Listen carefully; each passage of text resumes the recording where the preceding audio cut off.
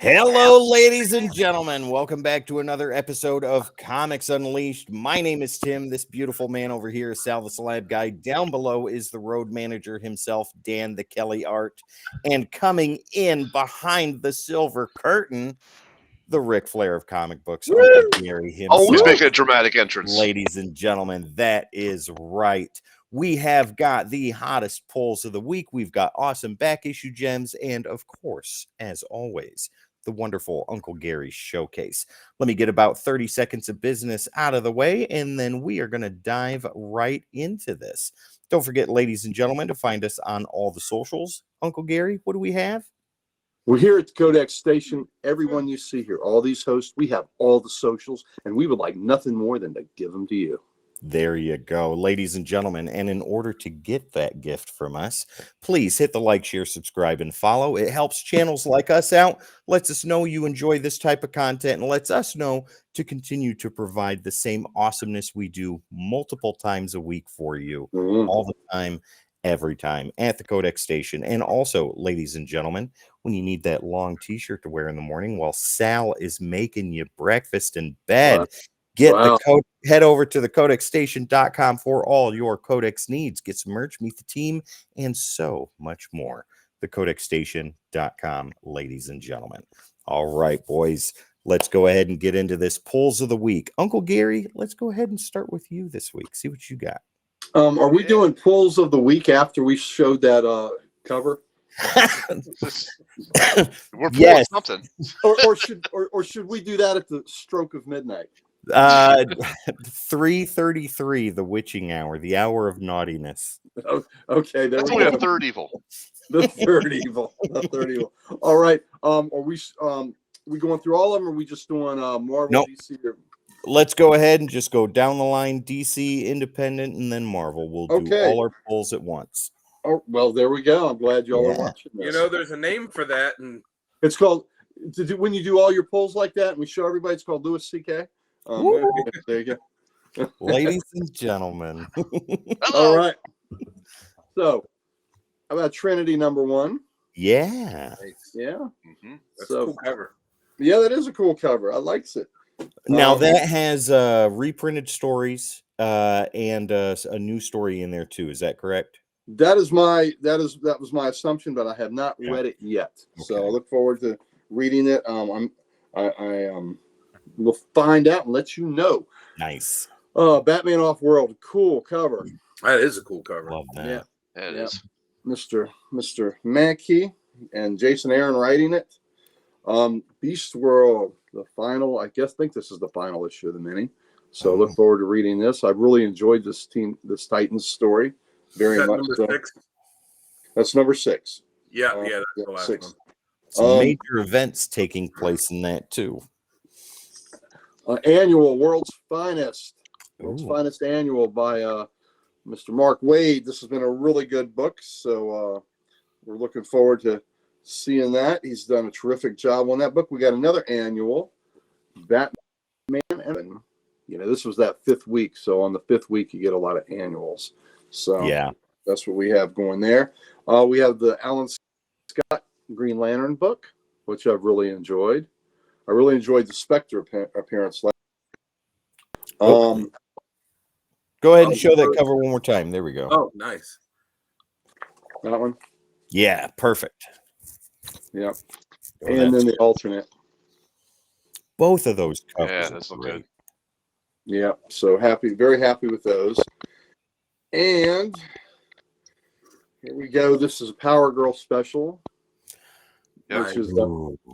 which is it's really just a book of covers, but it's a pinup issue. It's a pinup issue with some of the great Power Girl covers. That's wonderful. Is it all modern covers? Yeah, pretty much they're the newer stuff, but it's still some of these covers were a little pricey. I think I have them all, but that's great though. Yeah, of course you do. Yeah, of course I do. Power Girl, love me some Power Girl. So it's a lot of fun, and it even came edition with foily goodness. So here's a foil one. If there's fingerprints There's fingerprints on it on her breast. I don't know how that happened. I don't know how those got there. I don't know how that got there. Okay. That's great. So, okay, independents. We got two independents this week. We got Duke. I'm reading this because of y'all. Nice. Because of y'all. I read issue 1 and thought it was pretty good. Even though I really don't collect G.I. Joe, but see, and the good thing about that series is you don't need to know No. anything about G.I. Joe previously. Yeah. Right. If you do know stuff, you'll pick up nice Easter eggs, Yeah, and things like that. But if you don't know, then it's then it doesn't matter. It's just a cool story. yeah, Absolutely. Sheena,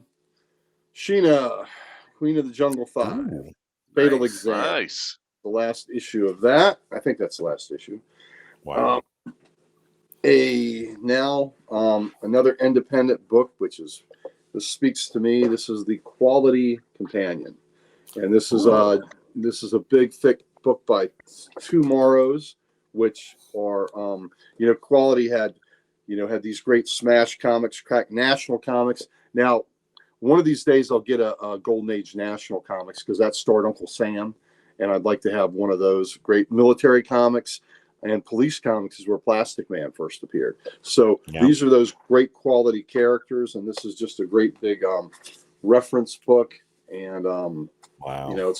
It's got some of the old. There's an old Uncle Sam strip right there, and it's got reference material and all that. So Two Morrows is the best in the business when it comes to publishing these books that give you great historical information that you need if you really want to take a deep dive into this hobby. So that's Quality Companion. All right, now we are moving to Marvelous. I'm really excited about this because Cannonball is one of them, but the Dead X-Men. So Cannonball's featured in this. Can't wait to read that. Yeah, this is the group that was going to be the new, feature team of the X-Men, and then the violence happened on the island, right as they had been named that. Looking forward to reading. I just have a question to ask about that. Yeah. So when it says Dead X-Men, because they had the resurrection protocols and what little I know about what's currently going on, I know the resurrection stuff is mostly gone. So are they like undead ones? Were they killed and like the last ones to be brought back? Are they just dead because it's like they didn't get to be on the team? I have not read it yet to be sure. They just were vanished when all the stuff happened, and you never knew for sure what happened to them. So hopefully, I think in this issue we'll find out what actually happened to them. So that we should find out. It may be they're the presumed dead X-Men. Okay. Yeah, I wasn't sure about that. Because they are interacting, so they are around somehow, some way. So I would assume at this point they're either the resurrected X-Men or the presumed dead X-Men. Avengers Inc., which is cool. I like the logo on this. Wow. Yeah. And this has been spy stuff. This has been an interesting book. I'm like Dan has mentioned. I'm sorry it's not going so far, or that it's being canceled. Avengers Twilight. I look forward to reading this second issue. That's nice. Yeah, that's a nice one. The first one was very good. See, I need to pick that up. I'm going to try and get that later in the week because you guys keep talking about it. Oh, the first issue was very good. Great. Wolverine, the last issue ended really, really violently. That was So, brutal. and this looks like we got a head on a plate. Yep. So, This is now, I read that one. That was bloody galore. It's from what I've heard, they're turning Wolverine into like a pure gore fest type book. Is that right? Like horror gore? yeah, it's pretty good. Yeah. When you mix that with the Wolverine Predator that just came out, there's a whole lot of hacking and slashing and body parts being rendered. Wow. That's thunder. That is good. Spine tingling Spider-Man. That's a cool cover. That is a neat cover. And here at After Dark, we specialize in the Tingler. So here you go. we do. Yep. Especially the spine tingling type. Mm-hmm. The French lay tingle. Well, one of Spider-Man's villains is the Shocker, so. Well, there you go. There you go. Spider-Boy. That's right. Mm-hmm. Here we go. This is a real facsimile. It's not me faking around, but this is a real facsimile. Sal and I were just talking about this today. This was supposed to be the debut of the Spider-Man black costume in the regular continuity, but what I didn't realize it was due to a shipping issue. Was the Marvel Team Up 141 beat it to the shelves. Really? So, Yeah. so I knew that 141 predated this, but I didn't realize it was because of a shipping mistake. So very, very interesting. Secret Wars Battle World #3. Ooh, Baron Zemo. Zemo, yeah, Zemo, large and in charge on that cover, isn't he? When And- I was a kid, his outfit I always thought it was cool. Just that purple with the frills on his shoulders and the yellow or gold gloves. I thought that was really cool. Oh my God. Okay. So Sal, I was really happy that Sal had told me he had read this book and now it's his new favorite book. Hulk #8. Yes, actually, yes. Look at so that cover. good. I haven't Such a read this cool issue. cover. Have you, Sal? Oh, yes, I have actually. I did read that. I read mine this morning. I haven't read it I yet. read mine but too. Look at that cover. I look forward to reading that tomorrow. Look at that splash page. Oh my God. Dude. Yes. I love this Ghost Rider. Philip Kennedy Johnson, my buddy, my friend, my man. You're killing it on this book. You're Gary, killing it. you're gonna love it. There's a little more into like it's real surface level that gives you a little bit of history into that Ghost Rider. So good. I want to see more of him. Yes. Oh, yeah, I figure he's featured pretty prominently in these 3 issues, Yeah. and they only tease the backstory. So Yeah. I got a feeling that they got to have some kind of plan for him. Oh yeah. This is quite a character introduction, right? Yes. Character. Everybody I know is loving this. So kudos to Philip Kennedy Johnson for bringing us this Ghost Rider goodness and this. I great can't wait for book. you to read it. Yeah. So I the reason I haven't yet is because I haven't finished last week's books, and I don't like to read the current books until I get through the chore of reading last week's books. Yeah. So I really want to read that in the Dead X-Men because I'm such a huge fan of Cannonball, and I know he's one of them. So that's all my. Oh, though I do have a back issue. Do I show that now? Hold on to that, and you can do Hold on to that that. right before your showcase. Okay, sounds good. Yeah, perfect. All right, Dan, what do you got this week for hottest pulls? All right. Well, I've got a pretty big stack because I got That's my what she stuff from said? this week. Yeah. And from last week, because I wasn't able to get to the shop, and then I got 2 back issues. So do I show those now or? Save your back wait. issues for the back issues section. All right. Nice. Yeah. We'll start off with DC. It got Flash #5. Yep. Nice. I like that cover a lot. Yeah, I like the hand reaching toward it. Yeah, the cover's really cool. I'll be honest, I have not been digging this. I haven't been digging the book since they relaunched it because the one previous was so good. So, after this storyline's over, I'm hoping that it picks up with another story. The next storyline, we'll see. But so far, it just it's not one that I'm like super looking forward to reading every month. Got Detective Comics number 1081. Such a good Great cover. Yeah, this is a great cover, and I know that this storyline that's been running for it's been running over a year. I know that it's getting ready to come to a close. Wow. We'll see you'll see what they do with that. I kind of fell off Detective for a little bit, but I'm going to put it back on my pull list. I feel like this story is going to be one of those ones that's going to be better if you sit and read it as a whole than month to month. I agree. Also, like Gary, I got the Alan Scott Green Lantern #4. Nice. And Titans Beast World #5 and #6. Nice. I did read these. Fantastic end. Won't give it away, since Gary I know hasn't read it yet. I don't know about you guys, but I will say that they really turned Amanda Waller straight up into a villain in this series. Because before, she was never really a full villain. It was she was always, you could always kind of see where she was coming from, be like, okay, I get it. But this one, this series, it's nope. With what they have her doing, nope, straight up villain now. Well, that makes. I also enjoy Dr. Hate. Yes. Oh, wait till you get to the reveal in #6. Nice. That with Amanda Waller being a villain, that makes sense. Reading about her in Green Arrow. Yeah. Yeah. But with Green Arrow, and then with this stuff, they're fully shifting her from the into all right, you're just straight up villain territory now. Because when she was first introduced, it's all right, she's shady, she doesn't really do some good stuff. but you could see that she was always trying to do, the right thing in her own way. But now it's like, all right, you're taking it too far now. Ooh, I can't wait. This is So- a character that needs this type of arc.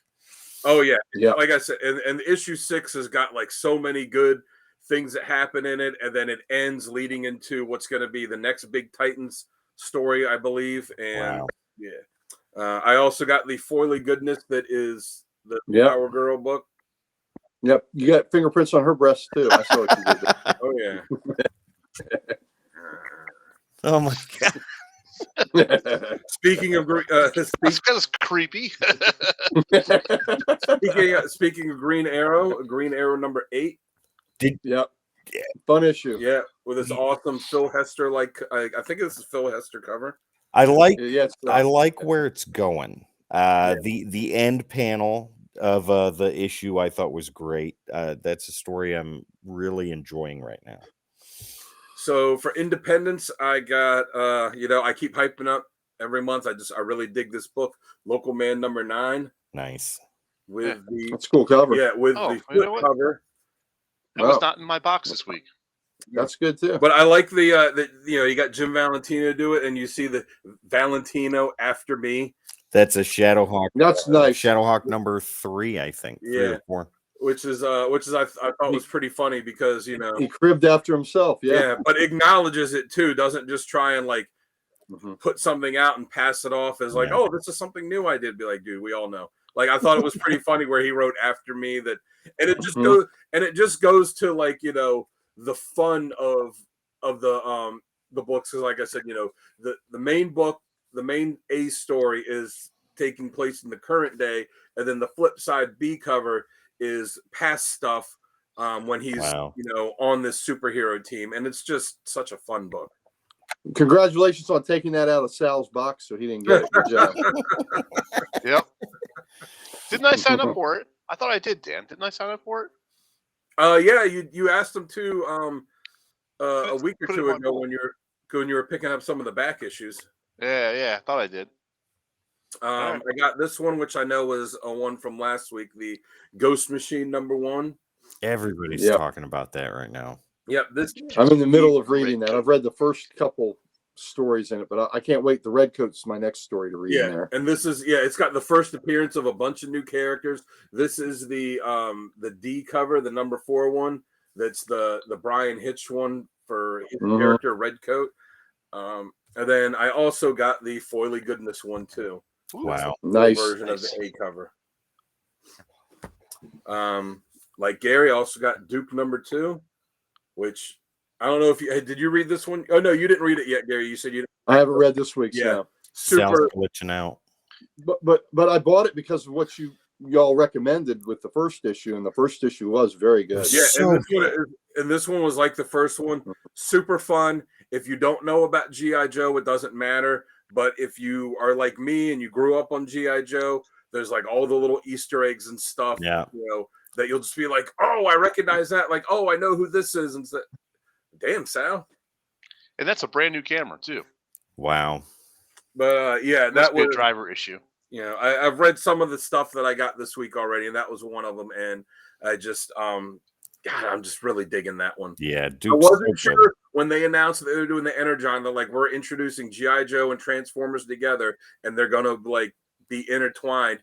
I'll admit, even though I'm a fan of both, I wasn't sure how that was going to work out with like it's starting like that with them together. But so far, it's been awesome.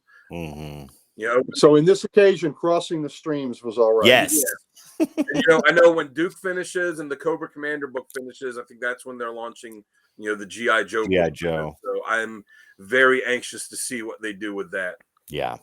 But yeah, there's stuff. I don't know if you've read that one yet, Tim, but there's some stuff. I've read Duke 2 and I've read Cobra Commander. Nice. So I got this book. I got a bunk. I guess it's kind of back issues, but it's from the past couple months. I picked it up because Jamie just keeps talking so highly about this book.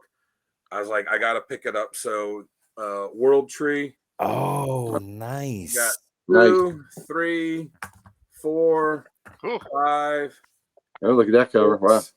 and 7, the one that just came out this week. So I got to get issue 1. They're checking at the shop we go to has 2 locations.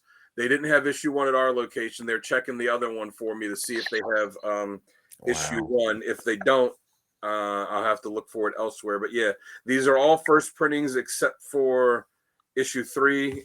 Issue 3 is the second printing, but I don't care. Great cover.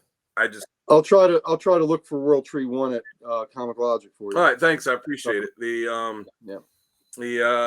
But I don't care if it's a second print. I bought it because I want to read it. So first, second, third, 86 print, whatever. I just want to hold 69th print. I just want to hold it in my hands and read it. So. 69th print, right? What'd you say? 69th print. 69th print, yeah. On to my Marvel stuff. I also got the Wolverine number 42. Nice. After the way the one before this ended, I was like, whew. Oh, I can't wait to see how this one goes. And then it's got the ad on the back too for this Weapon X-Men thing, which is pretty interesting. Nice. I'm interested. I'm really interested to see how they fit Zombie Wolverine in with the other one. I also got Spider-Boy number 3. Eternal Knight says he may have a number 1 for you, Dan. Okay, thanks. You can hit me up on. Well, let's see. I'll see if they have it at my shop, and and if Gary has it first too, because I hate for them to send it down from the one shop to the other. Right. Be like, oh, change my mind. Hey, Tim, I'm a little concerned. We haven't heard from Richard since you gave him that link to that book. That is true. Richard, if you're out there, blink once that you're okay, or blink twice if you need help. Yeah, exactly. I know this one was one from last week. Thor number 6. It's Campfire Tales time with Thor and Loki. Yeah. I also got the Avengers Inc. number 5, which was a cool wrap up to this story. Unfortunately, this is the last issue of the series, which sucks because I've really been digging it. He says he hasn't looked at it yet. Mm-hmm. All right, Rick, we were just checking on you, brother. We're worried about you. But I've really enjoyed this series. I'm sad, I'm sad that it's not going on anymore because it was something that, that was, it was a really cool idea. Like let's take the Avengers, but make it like a crime noir book. Mm-hmm. Nice. The way they ended this was cool. So I think I'm going to do a review on it since it's something that just ended, and nice. I'll be recording that in the next week or so. I also got, like you got, Incredible Hulk number 8. Yep, just so good. The cover's so great. I love the new Ghost Rider. I mean, it's Ghost Rider with a flak jacket, a helmet. This old World War II. Yep. Machine gun. My favorite line is from the previous issue where he looks at the people and he's like, "You wouldn't by chance have a cigarette, would you?" Yes. Like, yes. No, and he's like, "Figures." Yeah. And he disappears. I thought that was great. If he has a cigarette, he wouldn't have any problem lighting it. Right. That's true. But yeah, in this one, like you said, it doesn't go into his origin really at all. It's very surface level. Very lightly glosses over, like, it reiterates there's some kind of connection with him and this kid. Yeah. And it kind of, he hints at there being a connection with something else with the Hulk is dealing with. So I'm very interested to see what goes on with him in the future, because that is just that is a really cool character. You can't just leave this character in the end. Right. And isn't it something how all 4 of us are so excited about this character? So Philip Kennedy Johnson has just hit this great nerve, and that it's just so damn cool. And we don't even know the background. We just look at that, we say, God dang, this is the coolest thing ever. And we got to get a lot of love to the artist too. Yeah. The visuals, because the visuals he did on it, you could have the coolest backstory and origin for a character, but if the look of him is terrible, it's not going to resonate. But like, he just nailed the look of this. Like I said, combining the you know, like some of the World War II, World War I, World War II aspects. Yep. You know, military uniforms with making it a Ghost Rider. Like, who thought, like, oh yeah, let's have a Ghost Rider, you know, with like a Sergeant Rock helmet? But Yep. God damn, that's so cool looking. Such a good Yeah, character. I love it. Great. I got 2 more left. I got the X-Force number 48. This cover is terrible. The Cassidy cover. Why? Yes. The cover is terrible. This is the only copy they had left in the store, and I wanted to read it because I wanted to read them what they did with Beast. Wow. And this is the only copy they had left. And I was talking to Travis about it. So he told me a little bit about this. I was like, I don't know what happened to Cassidy with this, you know. And then there's like another alternate cover he's got coming out soon that's the same kind of thing that just looks terrible. So apparently what it is Marvel just had some like rough sketches that he had done sitting around, and they're like, let's just throw them on some alternate covers. Oh, so that's what it is. no. So he said, like, that's why it looks like this. It's not a fully formed drawing. It's just a rough sketch. And I was like, you know what? I can see that, because when I do a rough sketch, when I'm starting a drawing, if you were to look at it right at the beginning, you're like, that's going to look terrible. The proportions aren't right and everything, but it's just to like get it laid out before I really start the detail, because his point was too, is like, you can even see they just took the sketch and gave it to someone to color. It's like, you can even see on the signature that, Richard, yes. Richard, you are wrong. Yes. Pieces of X-Men all the way. Oh, that's great. Yes, Richard, you're right on track. Did you read? So you read that issue, Dan? I did. So I loved the glimpse, because the glimpses we saw of that Beast were very much like the Hank McCoy I love. He says, "Oh, my stars and garters" in it, and he's they kind of have him caged, and he's hanging upside down and doing all the crazy stuff that Beast of that era would do. So I'm and then he sees, he goes and he's able to access and see what the current Beast has been doing, and it brings a tear to his eye. Yeah, I love that. I love the page where he's looking at it, and the tear, and he just goes, "Oh, Hank." Yeah, oh Hank, that's right. And then and then it has him, like going off, and then I know that they're bringing Wonder Man, and so I'm presuming that he's caught up on what's going on, and he's like, I can't stay here. Like, I got to go find my boy Simon. Yep. I dug it, so I'll definitely be picking up the next issue, and picking up and going forward and seeing too. I love the backstory you gave me on that Cassidy stuff too, because that as Cassidy's got to be pissed off then. If they did that. Yes, absolutely. Because people look at it and go, "This is awful," and that's like besmirching his name. Mm-hmm. If that was just a rough sketch he did, and they did that, shame on Marvel. Yeah. And Marvel's got a history of just having they go all the way back to like the 70s, where it's like, oh, we got this old stuff sitting around, like throw it in something and publish it, So it's not like it's anything new that they've done. So yeah, that's true. But yeah, it's not a good cover but Travis was saying, he's like, you can see that his signature's kind of blurry from that, like they didn't really change the the teeth on Beast and some of this stuff. They just gave it to someone to finish it. So it's unfortunate. Because Cassidy is one of those guys. His artwork is always just beautiful to look. Oh, it is. His Lone Ranger book. Oh my goodness, I love that. Yeah. Oh, and I'm reading the Planetary Omnibus now, which I know that one is, his work from a long time ago. But even that, like, the artwork is gorgeous. You look at the X-Men book that he did, and it's like, oh, it's so good. But yeah. And then the last book I got is one I'm really looking forward to, which you also had, the Avengers Twilight #2. Such a good cover. Yes, the cover's great. The first issue was fantastic. I'm really looking forward to seeing where this series goes. Nice. Me too. All right. Sal, I'm going to go ahead and go next, and then that's fine. Bring up the rear. All right. Go. It really is After Dark. Woo!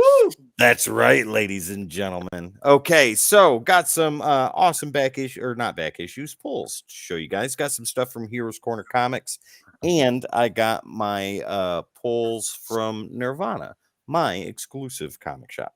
Okay, so Superman #10. Oh, nice. Have y'all read this book yet?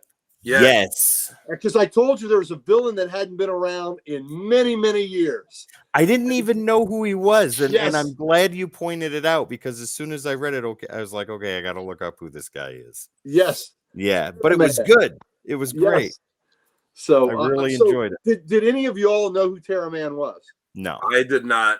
Yeah. So for me, it was a huge kick going, oh my God, of course, it's Terra Man.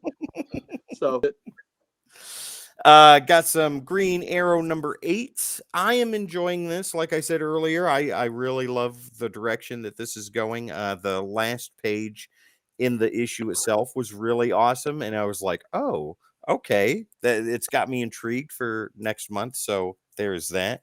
Yeah, Richard says Superman as a cowboy looks awesome. Oh. yeah, it he does. does. Yep. Excuse me, ma'am, but I'm gonna have to ask you to step over here to the side. Doesn't that look like the cover of like some cheesy romance novel though? Yes. Does. Yeah. It looks like the even cover better. of some, like trashy romance novel that Oh, someone my will be Lord. getting. What is it? The Good, the Bad, and the Super. Yeah, there Yep. you go. He's Superman super. played by Fabio. He's Just another- super. He's a Yeah. man. He's Superman. Is that a six shooter in your pocket? Yeah, and then some. Ladies and gentlemen. Okay, so this next one, this I think is top tier DC for me. It's Wonder Woman number 5. I know it Good got book. very good. I know That's it got a great cover. lot of criticism in the beginning, but as the story has progressed, like I loved issue 1, and I have been in love with this book since then. This is the first time in a while that I've read Wonder Woman from start to current. Really, really good. I cannot wait to see where this goes. If you're reading it, you know what I'm talking about. If you're not, it's only 5 issues in, and you really need to get this. It is so wonderful. Tom King hitting it. So good. Solid book. Very good. Yeah. So that's it for DC. Here's my independence. I got Transformers number 4. Wonderful. Can't say enough about the Energon universe. Yep. Super great, super fantastic. There is Wheeljack, Cliff Jumper, and Optimus, ladies and gentlemen. And don't get too used to this arm here. If you've read it, you know. If not, then yeah. Don't there get you too go. attached. Don't get too attached. Don't No. get too attached. Wow. That Yeah. when you turn the page with what they did with it, that was such a like, oh, that's so That's wonderful. Gary, if you're not reading this, it's only 4 issues in right now. Pick it up. I think you would enjoy it. Get you into the whole Energon I have universe. less Transformers knowledge than I have G.I. Joe knowledge. That's So- even better. You need to know nothing about what They're had they're happened robots in before. disguise, Gary. Yeah, they turn right. into And the beasts. more than meets the eye. Yep. Here's an alternate cover. This cover is wonderful. I love this. I don't know who the artist is, but I will look that up here shortly. Look at that. yes, Oh, that's that's pretty cool. Yeah, that's nice. That's the copy I got. And that cover is just, and S- it's a wraparound too. Is it? I Yeah, haven't even it taken is. it.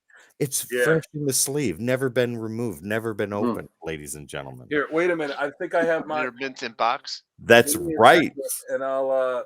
Yeah, what's the wraparound on that? I'm very It's curious. gunned and more the You violence say scenes reach that you see. around? Well, Here. reach around, wrap around, whatever you got to do. Hold tight. Here it is. Wrap it up. All right, It's- hang on. it just continues the. It just continues the drawing. Oh, that's really cool. That's worth seeing. That's gorgeous. Yeah, Seeing. Wow. yeah, and that was yeah. Like I said, when I turned the page on that one. Yeah. At that one moment, I was as a lifelong Transformers fan, I was like, "That's so cool!" It's one of those like, "That's so cool," and like, how You they didn't never done that thought of before? that. Yeah. Yeah. That's why I love these variant covers. These are made, Uncle Gary, as you said, they're modern art masterpieces. That's Mhm. exactly what this is. This book was intended to be displayed, and So- this one right here was intended for me to thumb through. Well, then that would be a Tim. great book to have slabbed, and you can look at both sides. Exactly. There you go. Tim, the cover artist for that one was John Boy Myers. Yes, fantastic. New favorite artist right there. That Did he is come off of gorgeous. Walton Mountain? He probably did. Yeah. Next is we'll go ahead and get this one out of the way. This is Duke number 2. So good. Yes. Gary, I'm glad you're reading this. All of us here are reading this on After Dark Comics Unleashed. Wonderful book. If you don't know anything about G.I. Joe, you don't need to. Go ahead and pick this up. It is so damn good. And I like that it's featuring some of my favorite Joes. Like I mean, there's so many great Joes, but I like have a fondness for some of the original ones. Like I really like some of the ones that came later. Like Chuckles was great, Yeah. and Shipwreck is one of my favorites. But I always like those original ones, like Duke. Well, actually, Duke wasn't an original one. Duke didn't come along until until later. Yeah, later on the series, but like Stalker and Clutch and Rock and Roll, like. So it's not giving anything away. You do see appearances from other Joes, Duke, obviously, Clutch, they were Rock in the and Roll. at the end. Yeah, Stalker's in here. Some more Destro. The one reveal at the end, I won't say, Dan, you already know. Yeah. But I was very happy to see that.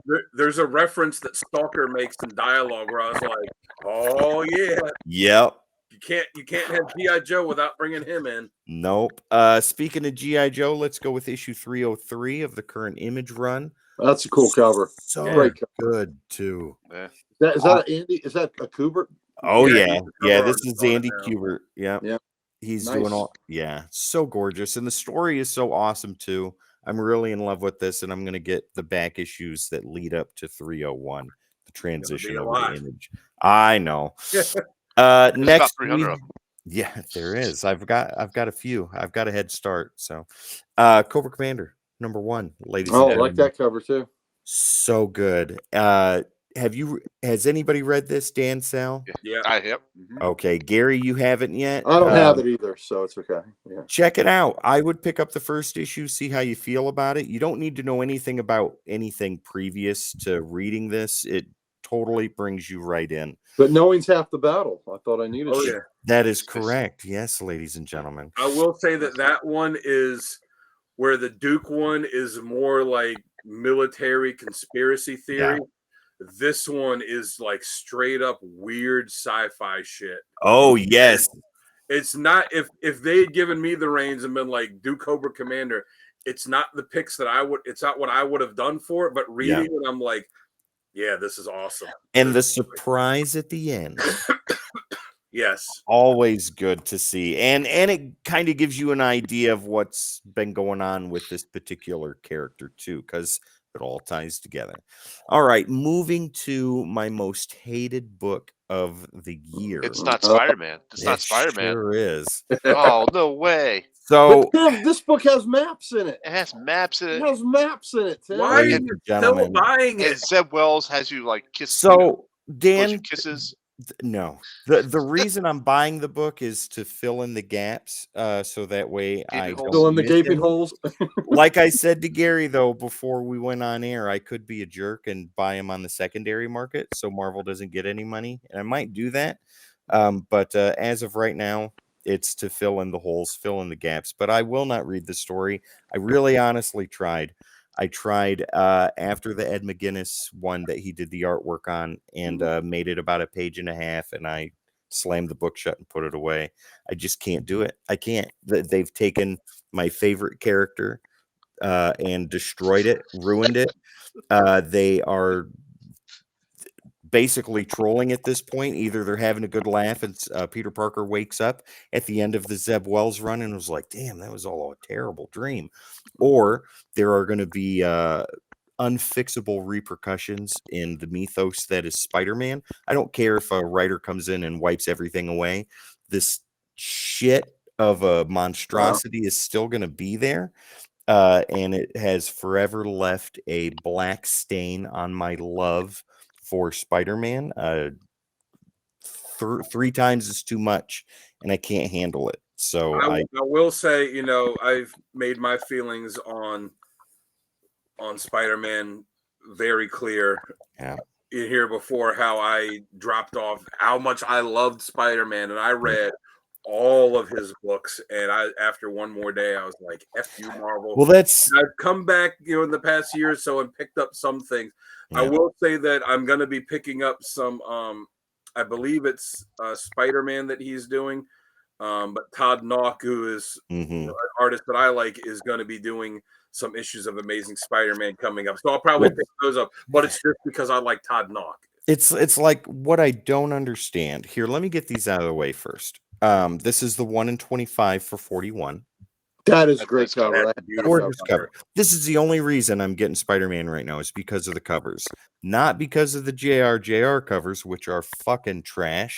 Yeah. But because of the alternate covers, which Yep. people actually show the love for the character that they have.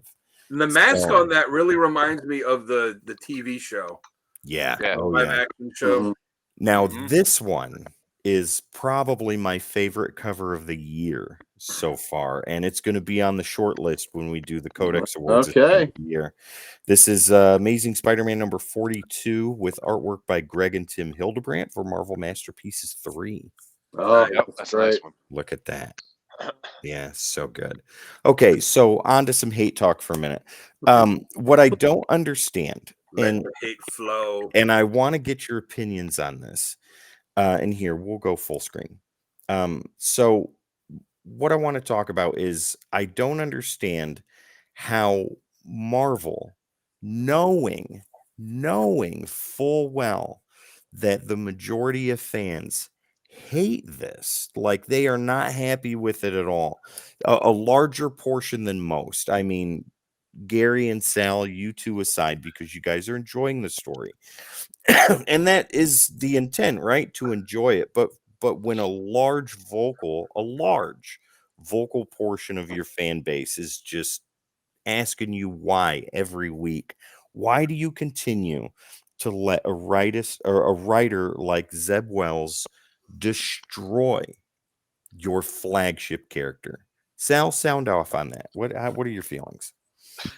Well, I'll be honest, Tim. I don't like Zeb Wells' writing either. I like the story for what it's telling right now, and it's giving us a version of Peter that is better than what has been and what he's done in the past. So, and it's got maps. I mean, come on. You know, Oh my so- God. Maps aside. Maps aside, Next Christmas, I'm just going to draw maps for Gary and Sal. there you go. It works. I'm just going to take a blank cover and I'm just going to draw a map on it. Oh Hey, my hey, don't God. don't throw stones because we're cartographers, right? And Yeah. cartographers is what we are. There you go. Cartographers. So yeah, So- I am not liking Zeb Wells' direction he's going, but I'm trying to put that hatred aside and get through the story because I like seeing the other characters as well and the interactions there as well. I just can't. Like, And Go ahead, Gary. Sal's hit on that. See, the reason I this whole thing, what did Peter do, is all so much crap. It's stupid. That was. I think the absolute crap. reason we're liking this, or I mean, and Sal can say if this is true, the reason I'm liking this is focusing on the whole gang war thing more it is on Spider-Man and his life. It's just more about this big fight. You got She-Hulk, you got Tombstone, you got the Beetle, you got all these other, you got Hammerhead, you got all these other gang leaders involved. You got Madame Mask. Right. So I think the fact that it's focusing on so many characters coming together, coming at loggerheads, I think that takes the focus on the terrible job he's done with Spider-Man. So Spider-Man is less right now, and the whole ongoing stuff is more. And I think that is much more interesting. And because it doesn't focus solely on Peter Parker in every single panel and his Spider-Man, that I think, to me, that's why it's more interesting. Sal? All right.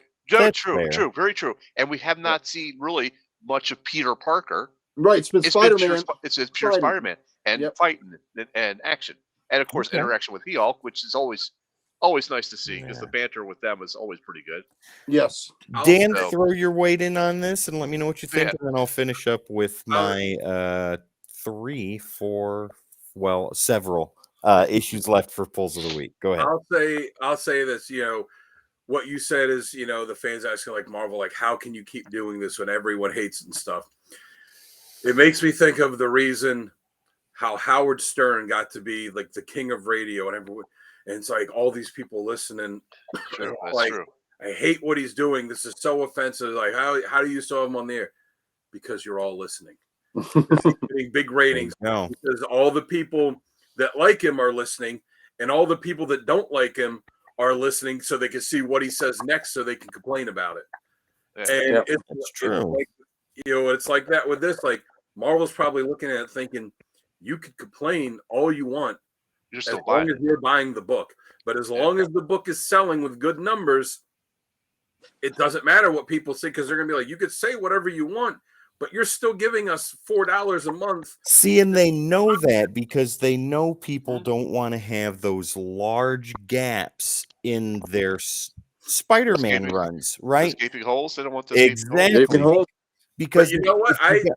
if you got rid of all the Zeb Wells books, then you're going 50 plus issues. Yep. I stopped reading Spider-Man after One More Day. At some point, as I am filling in my Amazing Spider-Man Volume 1 run, Mhm. I'll probably pick those up at some point, but it's not a big priority. Same thing for X-Men. Colossus was my favorite character. They killed Colossus. I was like, F you. I stopped reading X-Men. I didn't start again until, years later. So yeah, I'll go back and buy those issues now, but I wasn't getting them at the time. So That's fair. I personally, and again, I've mentioned on here many times before, I don't have the means to just keep buying everything. There's always stuff every week. I'm like, I don't have the money. I'd like to read this. I'd like to read that. So that's kind of where I'm at with Flash right now, where I said I'm not liking, as much as I love Flash, I'm not liking the current storyline, but I'll give it, I'll let this one finish up and see what they do in the second storyline. But if I'm not liking that either, it's going to get to that point where books are like $4 or $5 an issue now. Like, am I going to keep spending that every month for something I don't enjoy just to have it? Like, I don't, I'm patient enough that I can wait a year or two and then pick them up out of dollar bins later on. That is a very valid point. Mhm. But yeah, I mean, I think that's it. Goes down to that with Marvel is like they're going to be like, you could say whatever you want about how much you hate it, but you're still giving us money for it. So that's true. That's true. And I've got a lot of contemplating to do on whether I want to purchase them on the secondary market, which is entirely feasible, or I want to continue. Nothing wrong with that. Marvel, yeah. Or I want to continue to give Marvel the issues money. I picked up a couple that McGinnis drew because I like McGinnis's art. I got suckered into the issue when it was someone major dying and it turned out to be Mr. Marvel, and I was like, well, this is a big fucking nothing burger. I'll buy the issues that Todd Nauck does coming up because I like Todd Nauck's one of my favorite artists, but I'm not buying it because of Zeb Wells or anything. Like, I'm just buying it because I like the artist on it. But there's only a couple issues here or there. All right. Yeah, go ahead, Sal. What did Spider-Man do that was so bad? Nothing. Big fat nothing. Big fat zero. I am at him after One More Day that him and Mary Jane are not together. Like, why does Mary Jane need to be a superhero? Why is Mary Jane doing this? Like, why? It's like stupid. That's why. Like, one of the best relationships in comics, and Joe Quesada was like, we got to break this up, and nobody has figured out to go back and fix it. Yeah. Ultimate Spider-Man number one. Yeah, that's why I said Ultimate Spidey is going to be my book, and I'd be interested to see, that Ultimate Spider-Man is seemingly going to be doing some of the stuff fans want. Yeah. If people can look at sales numbers, does Amazing go down, Ultimate go up? Well, we'll talk about that here in a second because I want to tell you guys just how much Ultimate Spider-Man number 1 is going for. But here, let me get through the rest of these books, and then Sal, you've got yours coming up. So, Greg Capullo, ladies and gentlemen, back at Marvel. Beautiful to have him there. And this Moon Knight number 30. Oh yeah, that's nice. That's nice. Yeah, absolutely love it. Yeah, can't wait. And Vengeance of the Moon Knight number 1, also Greg Capullo. Yes. Oh, beautiful. Nice. Yeah, looking forward to that. So love good. the cape. So good. Yeah, that first was good. Yeah. Oh, yeah. Then Avengers number 9. Love this story. Absolutely amazing. Gary, you and I talked about this before. This is reminiscent of Arthur's Knights. Yep. Got Arthur right there, too. A little bit of Camelot 3000, maybe. And a great clash. Yes. Clash absolutely. Cover. Absolutely. We saw some of those today. We saw some great Clash covers. Yeah. Oh, yeah, we did. Once more, high praise. I think it's safe to say that this is a book of the week for all of us. The Incredible Hulk. Yes. Oh, can't wait to read it. Can't wait to read it. I love that Ghost Rider. That Ghost Rider is front and center. And we talked so much about the Ghost Rider. The Hulk is pretty awesome in this book. Oh, too. yeah. Dude, he's so great. But with he his emo hair. Yeah. he shares the spotlight very, very well with the World War II Ghost Rider. Like Yep. it's their book for Yep. this issue, and it's wonderful, and it's so good. So good. Next we have Daredevil number 5. I think John Romita Jr. is doing better work here than he is on Spider-Man. Yeah. Yeah, so good. Haven't read it yet, but it is on my list. Now we have some variant covers for Ultimate Spider-Man. Let's go Oh, ahead and take a peek at that. Yes. Nice. Yeah. Oh, that's cool. This one goes for, I think, $23 right now. Ladies and gentlemen, this book is what, 2 weeks old? And it's Yeah. already selling on the secondary market for a lot. 23 for this. I would have picked up some alternates for that, but I got the last copy that was off the shelf in my shop. When I went to Nirvana 2 weeks ago, I had the A cover and I said, "Do you have any of the variants left?" And they were like, "Most are gone. This is all that we have." And out of what they had, I picked this one and another one that I thought were great. And because I picked them that day, I was still able to secure getting them for cover price. Nice. Nice. And Riley costume. Yep. And then I got this one. This is Jake Scott Campbell, and I thought this one was really cool. Yep. Oh, that is cool. And this one goes for about $33. Nice. Yep. So, ladies and gentlemen, according to CLZ, Ultimate Spider-Man number 1, the current, it's astronomical. Hang on. Here we go. Yeah, $136. Wow. Right now. For the A cover? For the A cover. Yep. Wow. And the Ben Riley is 31 and this one is 23. So I had it backwards. Shit, I've already reserved the second print. And they're coming with a third print too. Yes. Yeah. So get them while you can, ladies and gentlemen. If you can find a comic shop that is still selling this at cover price, pick it up. It's and I would say don't pay the high prices for those because they will come down. That will come down. It's just because it is hot right now. Yeah. And people want it right now. But if you're paying $130 for that A cover, that don't. Both of these books will not sustain the cover price or the secondary market price. Nor will the A cover, which had more copies printed. Yeah. Now that one I think will hold around the $20 to $30 range. I agree with that. But it will definitely drop. Give it about a month or two, and then it'll bottom out. Yep. Mm-hmm. But all right, Sal, beautiful Sal, let us know what you have for books this week. All right. Well, I like Dan. I kind of missed the show last week. I came on just too late to show off my books from last week, so you'll get last week and this week's pleasure of books. All right, let's start off with Independence. First one up, Drive Like Hell. Ooh. Oh, this is the last book in the series. This was an interesting series. I'm going to call this a popcorn series. Okay. I sat back, I ate some popcorn, I enjoyed the book. I wasn't really attached to the artwork so much. The story was good to fair to good, okay? Because, it wasn't outstanding writing. It was basically a guy being chased by a bunch of demons. His car has been possessed by a demon as well. And you're not sure why they're being chased until it was the very end issue, okay? And I don't know if I want to spoil it for anybody, but, nobody else here is reading it, right? Okay, so he actually discovers that he has the Archangel Michael's trumpet in the trunk of the car. Okay, now here's the funny part. The demons are chasing him to get the trumpet to herald in the end of the world, because that's the trumpet that Archangel Michael will play to end the world. Yeah. Archangel Michael's also trying to get the trumpet because he wants to end the world as well. Wow. Okay.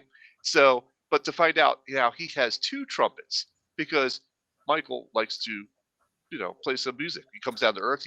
He goes in some gigs. He plays a couple of live gigs, whatever he wants to, because he likes playing the trumpet. That type of thing. Yeah, he's in a ska band. So he has two trumpets, right? And so he realizes that both the demons and the angels are trying to end the world. He knocks out Archangel Michael with a crowbar, takes the trumpet, goes to throws it back in the truck and takes off, and they chase him to the very end to get this thing. And at the very end, I guess I'll spoil it. He tries to. he actually it comes comics makes sense. Trumpets. I know, Richard. It's awesome. He gets away with it, and the demon, that catches up to him, thinks he has the actual trumpet to play the end of the world, but then it's just a regular trumpet. They see him driving off to the, away from the scene as Michael and the demon fight it out for that one trumpet that was there. So that's great. That's where it pretty much ends. It's not a, oh my God, this is a stellar in a series. You got to read it. If you pick this up in a trade, or if you pick this up pretty cheap, it's not a bad read. It's like I said, it's almost like a popcorn movie. Sat back, I enjoyed it. I didn't care much for the artwork, but it still worked. It's a $5 movie ticket. There you go, $5 There movie you go. ticket. And this one time at band camp, Michael took the trumpet and he stuck it up his. Yeah, exactly. You know what, Sal? I think that you should do a review for the Codex station on that book. There you go. Maybe I will. All right, next up, Duke number 2, but it is the alternate cover. Oh. So I have not read this one yet. I did read one, and I did enjoy it, so That's I will great. be picking that up. I saw this one, and I didn't realize it was the 5th issue, but I liked the cover. So it was Pathfinder. Oh, nice. Yep. That is cool. Pathfinder's role playing tabletop. Yeah. Yeah. Yep. So it looked pretty cool. It was issue number 5. A lot of old school D&D players play Pathfinder. This is the second printing of Void Rivals number 6. Oh. So I love all of those second print covers. I've got a few of them. Void Rivals, an excellent series. That's one you definitely have to pick up. And it's continuing. Yep. Yeah. So, Cobra Commander, the variant for that. Oh, that's great. Yep. Okay, and that does it for my independent stack. So, moving on to Marvel, I got some foily goodness of Vengeance of Moon Knight. Oh, look at that. Mm-hmm. That's awesome. Mm-hmm. I wonder how long the foil cover train is going to go. Oh, it's going to go until they. As long as people like me are buying it, they're going to keep putting It's it like out. printing money. So I also got the spine tingling Spider-Man. That is Tingler. a great cover. Le Tingler. This is Wolverine number 42, a variant cover. Oh, that's pretty cool. That's a cool looking one. Yeah, that's really neat. Who did that? 90s Sabretooth. What's that? Who did the art on that? I see the signature by his foot. I That see it, big but one? I can't read that. What issue number is look it that? up. 42. I got it. Okay. Wolverine. Yep. Yep. I also picked up Dead X-Men number 1. Yeah, I look forward to reading that. Yep. Yeah, you guys let me know. Like, send me a message or something after you read it and let me know because Scott like Williams. What'd you say? What's that? Scott Williams. Okay, Scott yeah. Williams. Jim Okay. Lee's inker. Yeah. Okay, You okay. see Scott Williams pencils every once in a while. Something of his that he's penciled comes out there, and you look at it, you're like, "This is really good." And he said before, when people have asked, "How come you don't do pencils yourself?" and he's like, "Because I'm really slow." He's like, I can't pencil fast enough to do anything with it. And he is Jim Lee's exclusive inker, so there's that Right. too. I mean, Right. that's a pretty good gig to have, right? Yeah, not bad. Not bad. Not bad. So I believe this is going to be like the presumed dead X-Men, not the zombified ones, because when I read Fall of X-Men, there was kind of a hint where you're seeing the other people where they went to type of situation where they went. So because I saw something about that made it, and I like I said, I don't know. I keep up with what's going on in X-Men just enough to know that whenever this Krakoa thing ends and they go to the next thing, if it's something I'm interested in, I'll pick it up because I do have, a lot of love for the X-Men. So I want to at least have a cursory knowledge of what's going on when I eventually pick it back up. Right. I think I saw something about this and them in like an alternate reality or something, but I'm not. I wasn't sure. Right. Yep. Okay. We'll talk offline about that. Yeah, let me know what after you guys read it. Yep. Of course, I have the Hulk number 8. This is on my pull list now, so You can let that linger for a minute or two. We love that cover. I mean, you guys have already salivated enough over the cover. Yep. That for me, I'm for for preparing for the Codex Awards next year, knowing that cover of the year is going to be on there, I'm keeping a little list of it. That's one. That's one that's going to go on my short list at the end of the year. I'm going to pull up all these covers and look at them. Yep. That one and that Zorro book that Gary showed off. That was good too. That was. I can't remember what the issue number on it was, but I remember issue 1. Okay. Issue 1, the Bermejo cover. That was a great Zorro cover. Yep. So next up on my list is Carnage number that's 3. really nice. I like that cover a cool. lot. Yep. So I read somewhere that the big summer event this year, I think, is going to be a Venom versus Carnage symbiotes thing. Yeah, they're leading to that. I think they're gonna lead up to that. You know, there's hints about that, and Carnage is just being badass right now. So wow, the look on Cassidy's face, the way that artist drew it, is awesome. Yeah, that is creepy as hell. So next up, we got Deadly Hands of Kung Fu. Gang War. I like Spider-Man in the background on that. Yeah, and I did, and I already picked up number 2. Yeah. So the Gang War offshoots, you know, they're not Zeb Wells' work, so they read better, I think.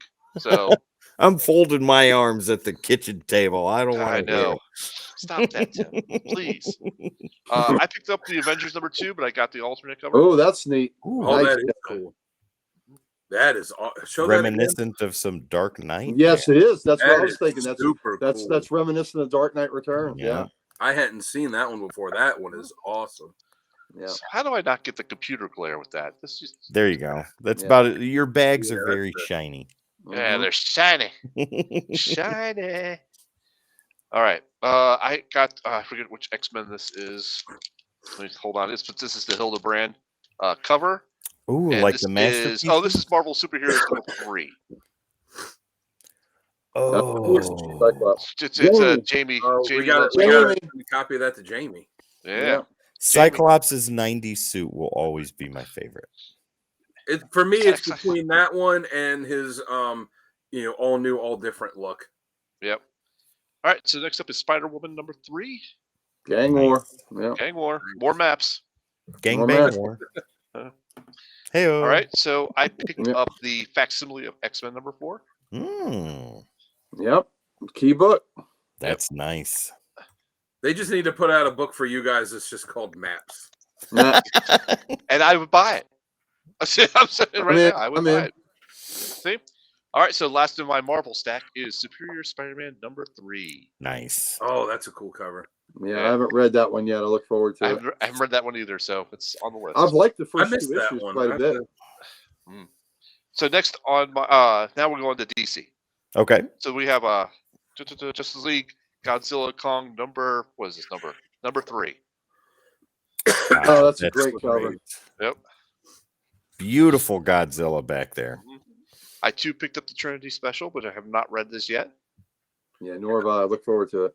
I saw a meme that made me think of that book. It was like a picture of a monkey, and it's like the monkey talking. He's saying, look, look, guys, he's a radioactive dinosaur. What do you want me to do against him? So I picked up the Power Girl pinup special. Is that Adam Hughes? Is that Adam Hughes? It looks like it. It's his style. It's his style, but it says Lobos on the front here. Okay. So no Adam Hughes then. No, not Adam Hughes. Oh, it's Los Lobos. But it looks a lot like him. It does. It does. All right, so we got Detective Comics 1081 as well. Los Lobos kick your balls into outer space. Yep. Like the Batman skull with the cowl there too. Yeah, sorry, that was just there. Came out, guys. All right, Tim. This next few are for you. Ooh, I like gifts. Okay. Because you've been raving about it so much. Yeah, there you go. I went back and I picked up the other. Nice. Yeah. Okay. So now you'll have so much fun reading that. You're gonna yes. So now I have 1 through 8 straight, so I can reread them. 1 through 6 is the mini, and then 7 starts the ongoing. 1 through 6 is fantastic. 7 is just a nice continuation. Well, to keep it going. Look, we've influenced Sal to pick up Hulk and Green Arrow. So we're doing something right. What's next, gentlemen? Oh, there we go. Nice. And I got this for the goodness of Flash. I like that. The facsimile, of course. Well, that is a very important book in the DC pantheon. That 120. It is. It is. And that concludes my pickups. I have back issues to roll into next. All right. Well, Gary, you said you have one back issue, right? I got a lot of back issues, so put me last. Okay. Oh, he's gone. Wait a minute. What Oh, happened? no. What happened again? There we There go. he is. I don't know what We happened there. talked about before, Gary. I don't know if it was on After Dark. I think it was one of the times we're at your house going through back issues. How even though he, like I really like the Flash, but he's not Keep him entertained, considered up there with like Batman and Superman.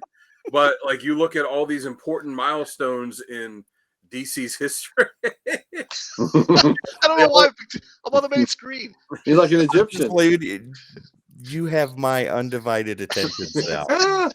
By all means. But Dan, all these major parts in the DC history feature the Flash. The beginning of the Silver Age. His death in Crisis in Infinite. Yep.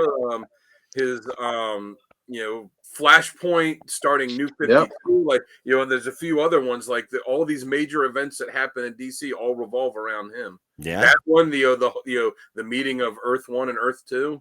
Yep. Absolutely. Flash has been a focal point, and I think it's appropriate considering that character with Showcase 4 really begat the Silver Age. Yeah. So, Well, Dan, what do you got for back issues this week? Oh, I only got 2 books. So, last weekend I wasn't here because it was my wife's birthday weekend. So for her gift, we went out of town. We went to Hot Springs in Virginia, and we went to the hot springs and got to soak in there and Nice. have a nice dinner and do it all. There was this like not even a thrift shop. I guess it was a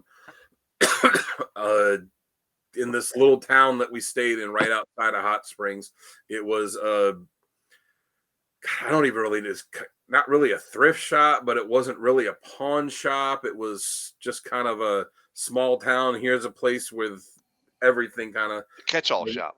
Yeah, and they had some comics there, and I flipped through it, and most of them are beat up. Most of them, well, they're all beat up. Most of them I didn't have an interest in, but I picked up 2 books. They were only $2 each. Nice. So this one was one that I used to have. I guess I sold it or lost it years ago, but I was like, it's beat up. It's only $2, so I'll pick up another copy. Oh, nice.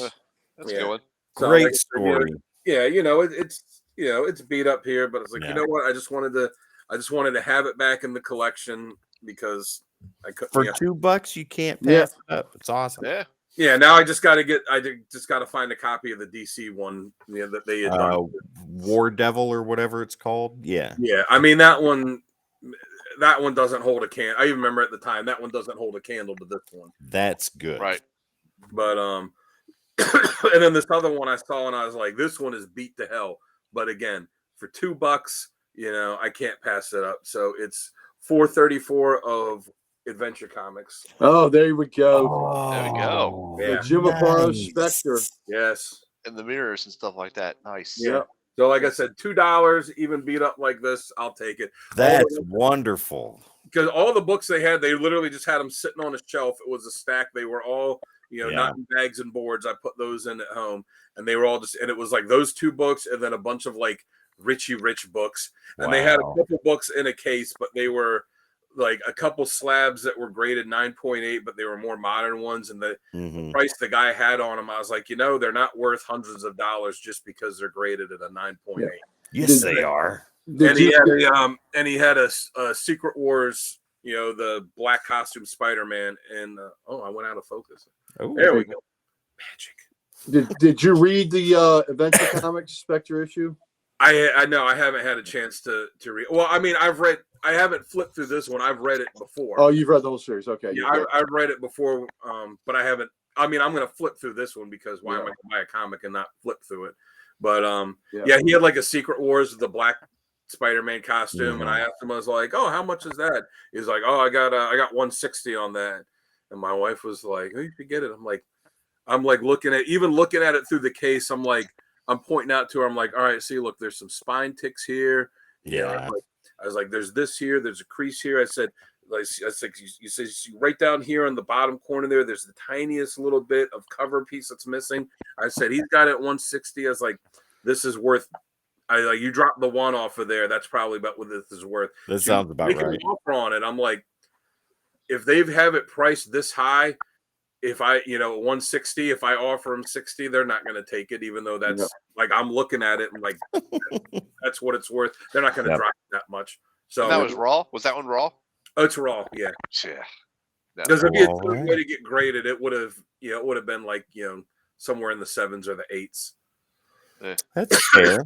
So yeah, he'll have that book sitting in his case for a long time. All right, gentlemen. So Gary, we're saving your one back issue for last, so you can take us directly into the showcase. No problem. Yeah. Yep. So want to show you some stuff here. Got some books I went over to Wes's house last week. That's a big stack. Would you rob him?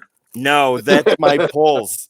I helped him rearrange his office, where if you've seen him on the Slab Show or when he does reviews or whatever. Yeah.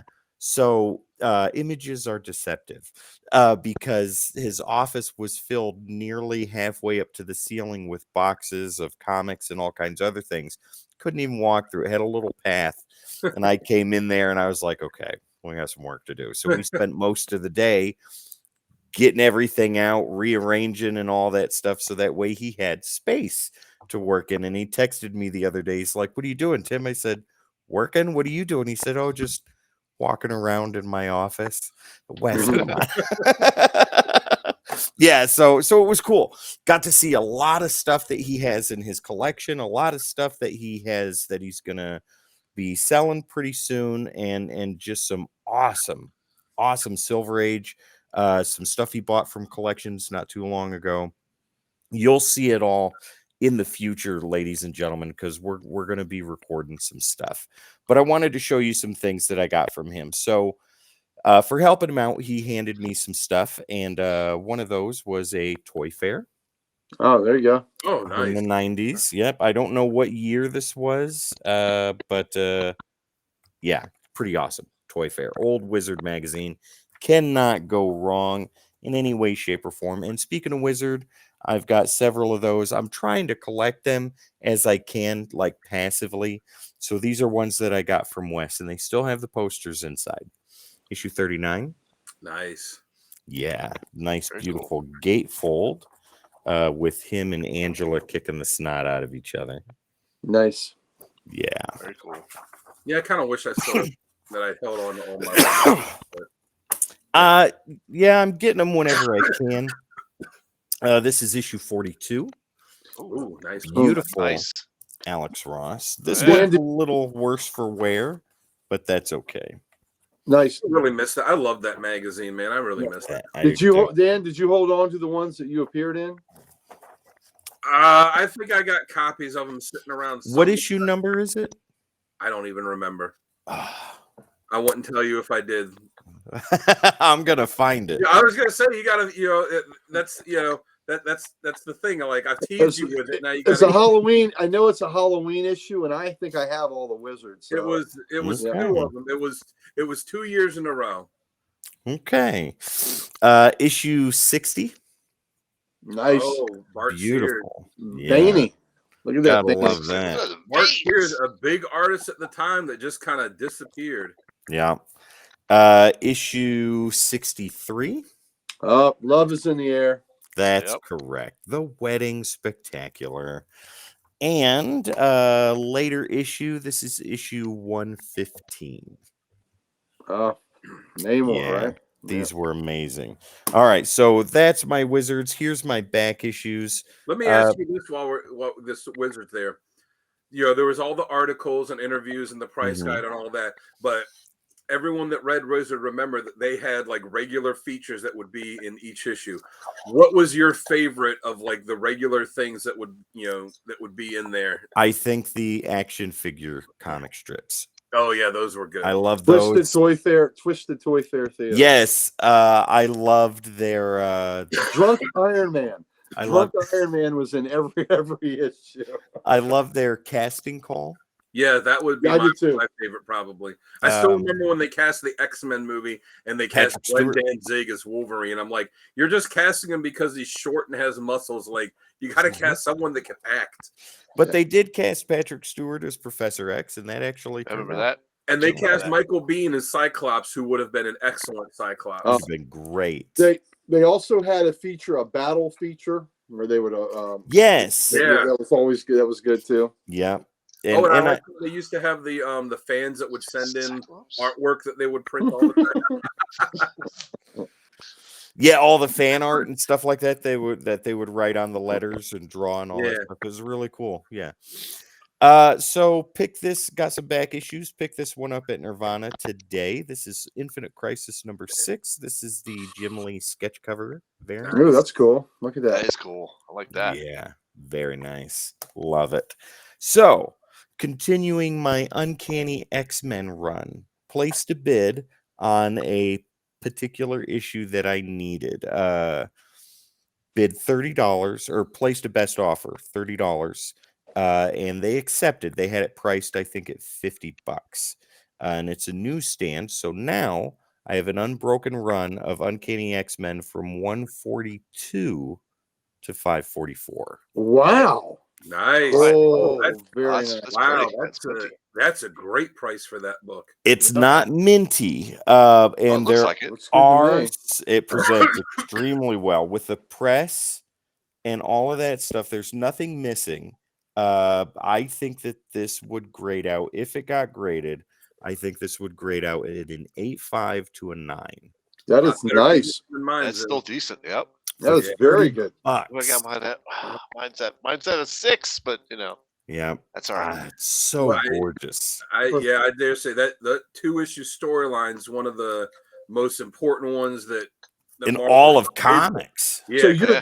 you're from Marvel that just book goes all the back way to through it. the end. Nice. Eternal Yeah, asks Gary. Where Gary. did your X-Men collection start and finish? Oh, Yeah, Gary. with no gaps, with no unbroken Yeah, no ones? breaks. No gaping holes. Yeah, no game.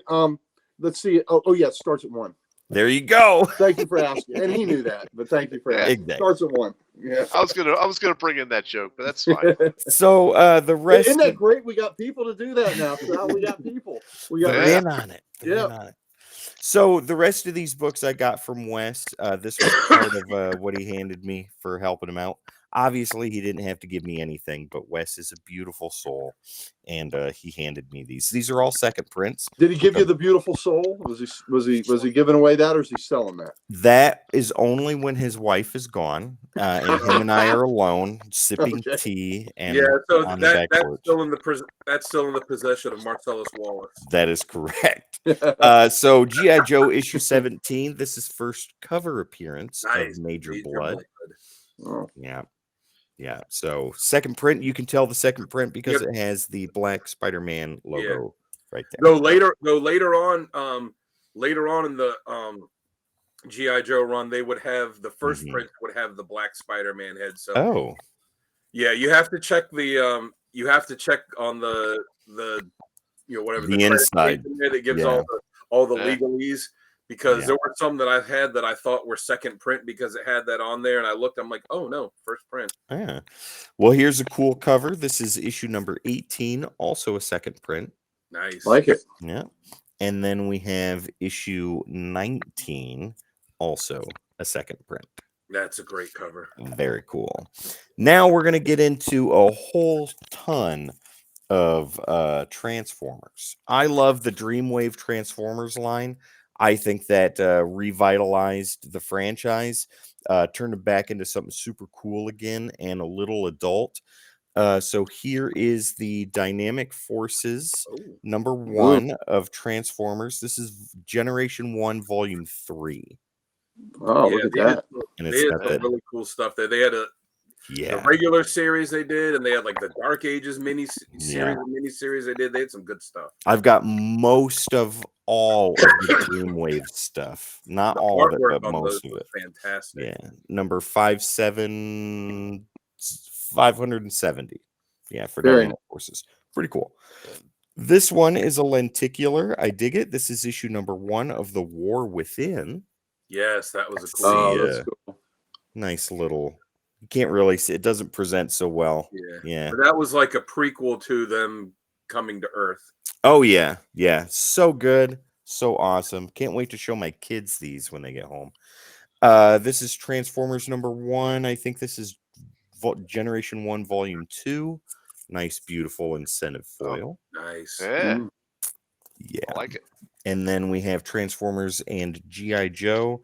This is Jay Lee stuff, though he did not do the cover for this. He did the interior in the A covers. More foily goodness. Nice. Yeah.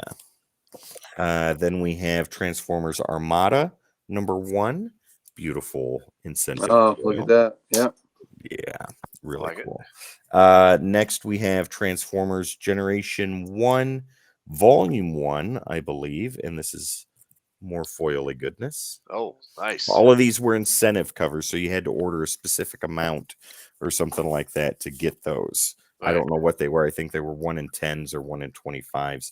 And then this is a official convention souvenir guide for the Donald E. Stevens Convention Center for Transformers. The Collectors Convention. This is from 2004. And That this, BotCon? I don't know if it's BotCon. It doesn't say BotCon specifically. It says the official Transformers Collectors Convention. So it's right after Dreamwave put stuff out. But it's their Oh, that's neat.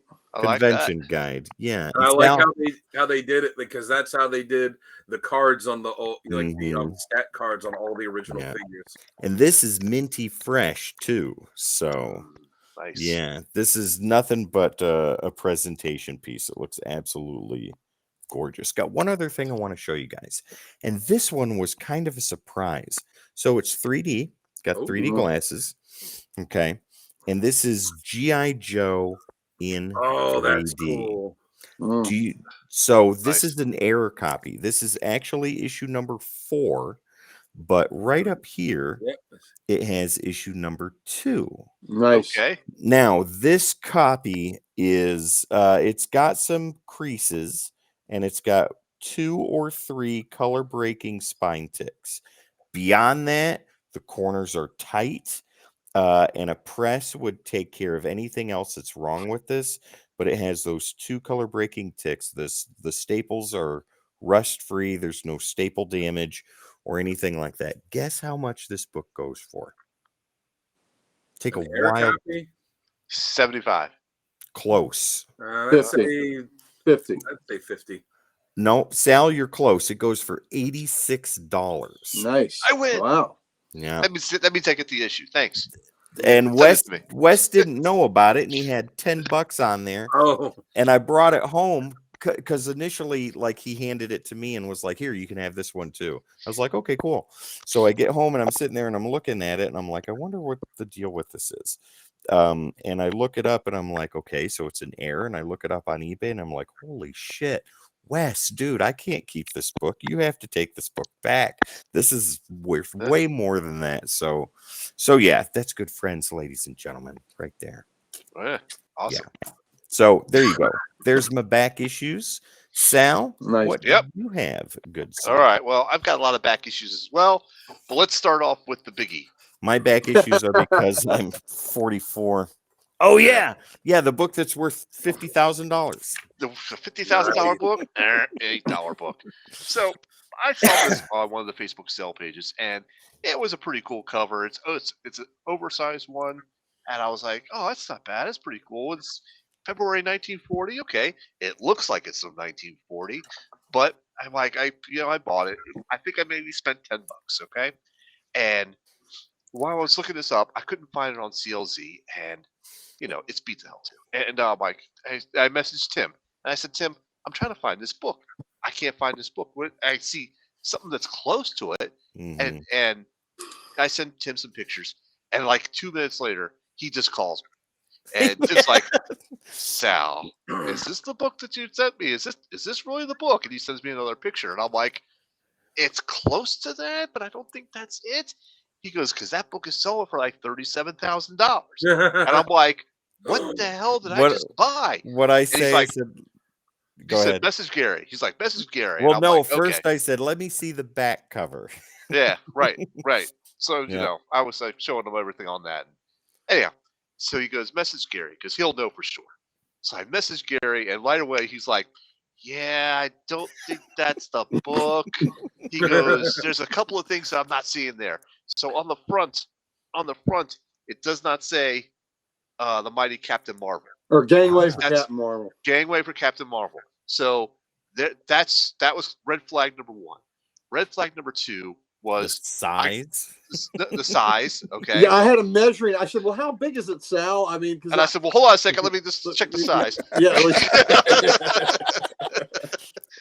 He's like, well, it's kind of cold out, so it's not. Yeah. It should be. Shrinkage. So, yep. And then I showed him the back as well. And Sal then said, Gary's "Your like, size may vary." yeah. Gary's like, that size is too big. And I'm like, yeah, I know. Come on. So then he sends me a picture of what he thinks the book is. And there it is, ladies and gentlemen, if you want to put it. Yeah, let me bring him up front real and quick. center. Bring it front and Okay. center. So, So it turns Sal out this should- is a so- reprint. Yeah. Go ahead. No, go ahead. Yeah, I'll open it. So you Well, know, this I was is going, the Sal, same thing that Sal has, right? It's Right. the Yeah. same thing, but it's missing the outer That cover. outer jacket. the Ah. outer So I jacket. started sending Sal the pictures of this. So this is Yeah. what Sal has, which is a direct reprint of the book. There's the back cover. That's cool. Oh, It's cool. But so he was missing this outer cover of the famous look first at edition. that. But the Right. other So thing it's is the complete reprinting of the book. So it was the original, you know, so what you were seeing was the original ads and everything else in this book. But Right. he just didn't have the outer cover. And the size was the indicator, and the fact that it doesn't say Gangway for Captain Marvel because DC can't call him Captain Marvel because they lost the rights, Mhm, So that's why they had to do Shazam. But I was excited for him for a minute there, and I'm going, That's why I told him to call Yep. you. I was like, Yep. I've done all I can here, Sal. You got to get in touch with the man who Yeah. knows. Yep. Yeah, Yep. so then we pieced it together, and I said, "I'm sorry, brother. I got some bad news for you." It's quite all right. For But it was what, fun, 30 right? We seconds. dreamed. The We 30 dreamed. seconds of like, oh my gosh, was great. Yeah. But then For 30 seconds, he's like, what can I get? I can sell this. What can I get for it? X-Men. Got to get it slabbed. yeah, Gotta yep, get it yep, taken care So of. what Then is sell. so now that you know what it is, what's the value of it? $8. Yeah. $8 $8. without $8 the mint. cover. $8 mint. Oh, Oh so well, that's this. like Oh, I'm $3. surprised. This should be more than $4. $8 in this shape. Well, let me see. Hold on, because CLZ will have it. The Treasury Edition. Yeah, Yeah. famous. It's called Famous First Editions. Yep. Let's see. And F4. it's very good. It says $8. Okay. Well, this is better than very good, but okay. Yeah. Yeah, So- because yours doesn't have that outer cover. It's missing. Yeah, mine is not on the very good. It's Yeah. on the very. So what? You know that what? No, that's 25 still- to $30 That's still a book. cool book to have. But Yeah, it was oh, yeah. it is because it's showing you it's showing you the whole Captain Marvel, and like you see when you look through the Wiz comics, the one story was Captain Marvel, but the rest was all these other different Right. scripts and characters and all that. So it's very worthy to have. But it was a fun late night. I mean, it was Late like night 10 excitement. o'clock at night. We were figuring this out. Wait a minute. It was a late night Yeah. Friday night excitement. That- ladies and that gentlemen. You know book what has- us comic book nerds look. You know what? It was a late night pirate booty call. 'Cause Yeah. it was like you found some sunken treasure, and it was Yep. that kind of a booty call. Oh, That- I thought that that whole was a book different has- booty call. Has created a whole story now. It That's has. amazing. It Never get rid of that Yeah. book. Yeah, no, it's great, and I think it's funny. Like, oh man, shit, call Gary. Call Yeah. Gary. Yeah, At the because bottom of he this. messaged me and I'm sitting here with the kids, like we're getting settled in and stuff, and I'm like, hang on a second, guys. Let me call Sal. This requires a phone call. Well, absolutely, and just seeing what you saw, with not knowing the size of the book. Yeah, that's why I you're asked. like, oh man, I was like, how and big the is fact that it was beat up like it was makes Yeah. you think that could have some serious age to it. As it is, Yeah. that's probably like a 1973 book. Yeah. 74. It came out in 74. Yeah. And that's why I did all I could, and I was like, you gotta call Okay. Gary. Gary's, Gary and will I appreciate tell you. I appreciate you guys helping. You ginned him up only for me to break his heart. There you go. You Yeah. did. You guys just like toying with my emotions. It's your turn, Gary. Go ahead. Yeah. All right, so let's move it on. I picked up this homage Spider-Man. Oh, cover nice. sketchbook, Oh, that's cool. Love and it. this is actually signed by Kyle Willis, as Wow. you can see by the certificate there. Yeah. Nice. Scribbled on and blessed by Kyle Willis. I love the scribbled on it. So That is a basically, really what this cool. is just his portfolio covers or portfolios of Spider-Man. It's his homage to the top McFarlane one. Yep. That's great. All right, so I picked up this Omega Red. At that. Ooh, that's cool. And we go with some variants on magic. nice. Yep. We can always use some little good magic there. Mm-hmm. And some more magic There you goodness. go. Cool. I like that. And some more magic goodness. Oh, that's really great Like, too. Peter, why are you letting your little sister dress like that? Mhm. And not some too more little magic anymore. goodness. Oh, look at that. Nice perspective. Wow. Yes. All right, so moving on. I picked up a Fantastic Four number 60. There you go. Good Thing and Doom fight scene there. Stan and Jack at the height of their powers. That is cool. I know Mhm. Brandon from Mod Comics, if he's watching. Wow. I know you have that, but If he's not watching now, he will later. he will later. He will later. All right, so this one I picked up. This is a reprint of Avengers number 2, but it's the Ooh. Mexican variant. Oh, Nice.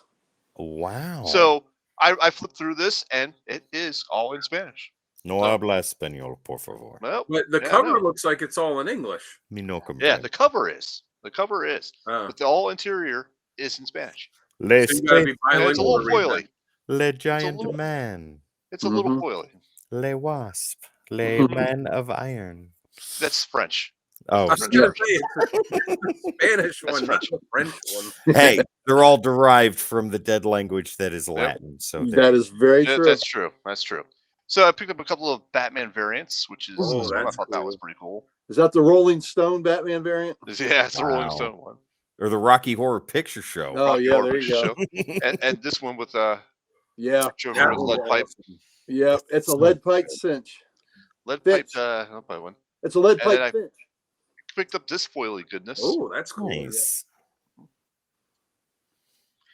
And let's go. Oh no, I'm gonna wait. I'll do that one next. This one was a Batman. Was this Batman Brave and the Urban Bold. Legends number Oh, that's 16? Oh, Love that gorgeous cover. Zatanna. look Yeah. at that. I like the how they did the inside of her hat. Yeah, Yes. Oh, That's she's got a Now, hat. The rest of the cover. yeah, I know. I'm glad that they've kept Zatanna pretty much in that costume for That costume the is majority. fantastic. Yeah. Yep. Yeah. So It this is fits the- perfect. Oh, sorry. Oh, This is look at that. the Batman. This is the Batman from New York Comic Con.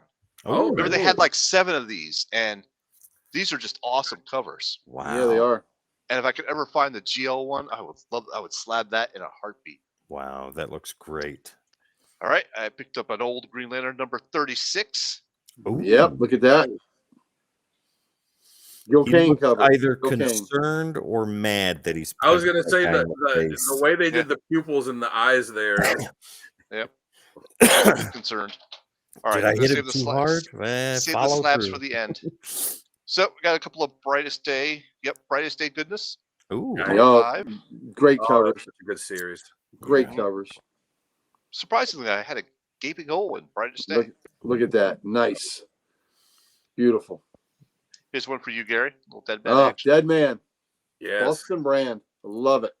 David Finch knocked it out of the park on those covers. Mm-hmm. Oh, Yep. Girl Oh, action. Ooh, That's a great cover. I have a print of that signed by Finch. that's Mhm. great. The Aquaman cover from that.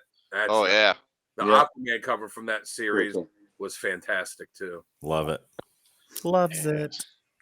So I accidentally picked up Weird Wonder Tales Mm. Ooh, because I mistaked it for Weird Mystery Tales. still the very cover was cool. Still very cool to have. Yeah, So what number is that? How What's many that? There were issues 9. how many issues are in that series? Oh, well, I Weird think there's Wonder. a lot. I'll look it up for you. I think like 25. I have all but one. Well, Oh, it's only Sal, you're 25. I think so. Sal's like, well, I guess I'm gonna have to get the other 24. And then speaking of Weird Mystery Tales, I did pick up another copy of that. Oh, That is a great 16. cover.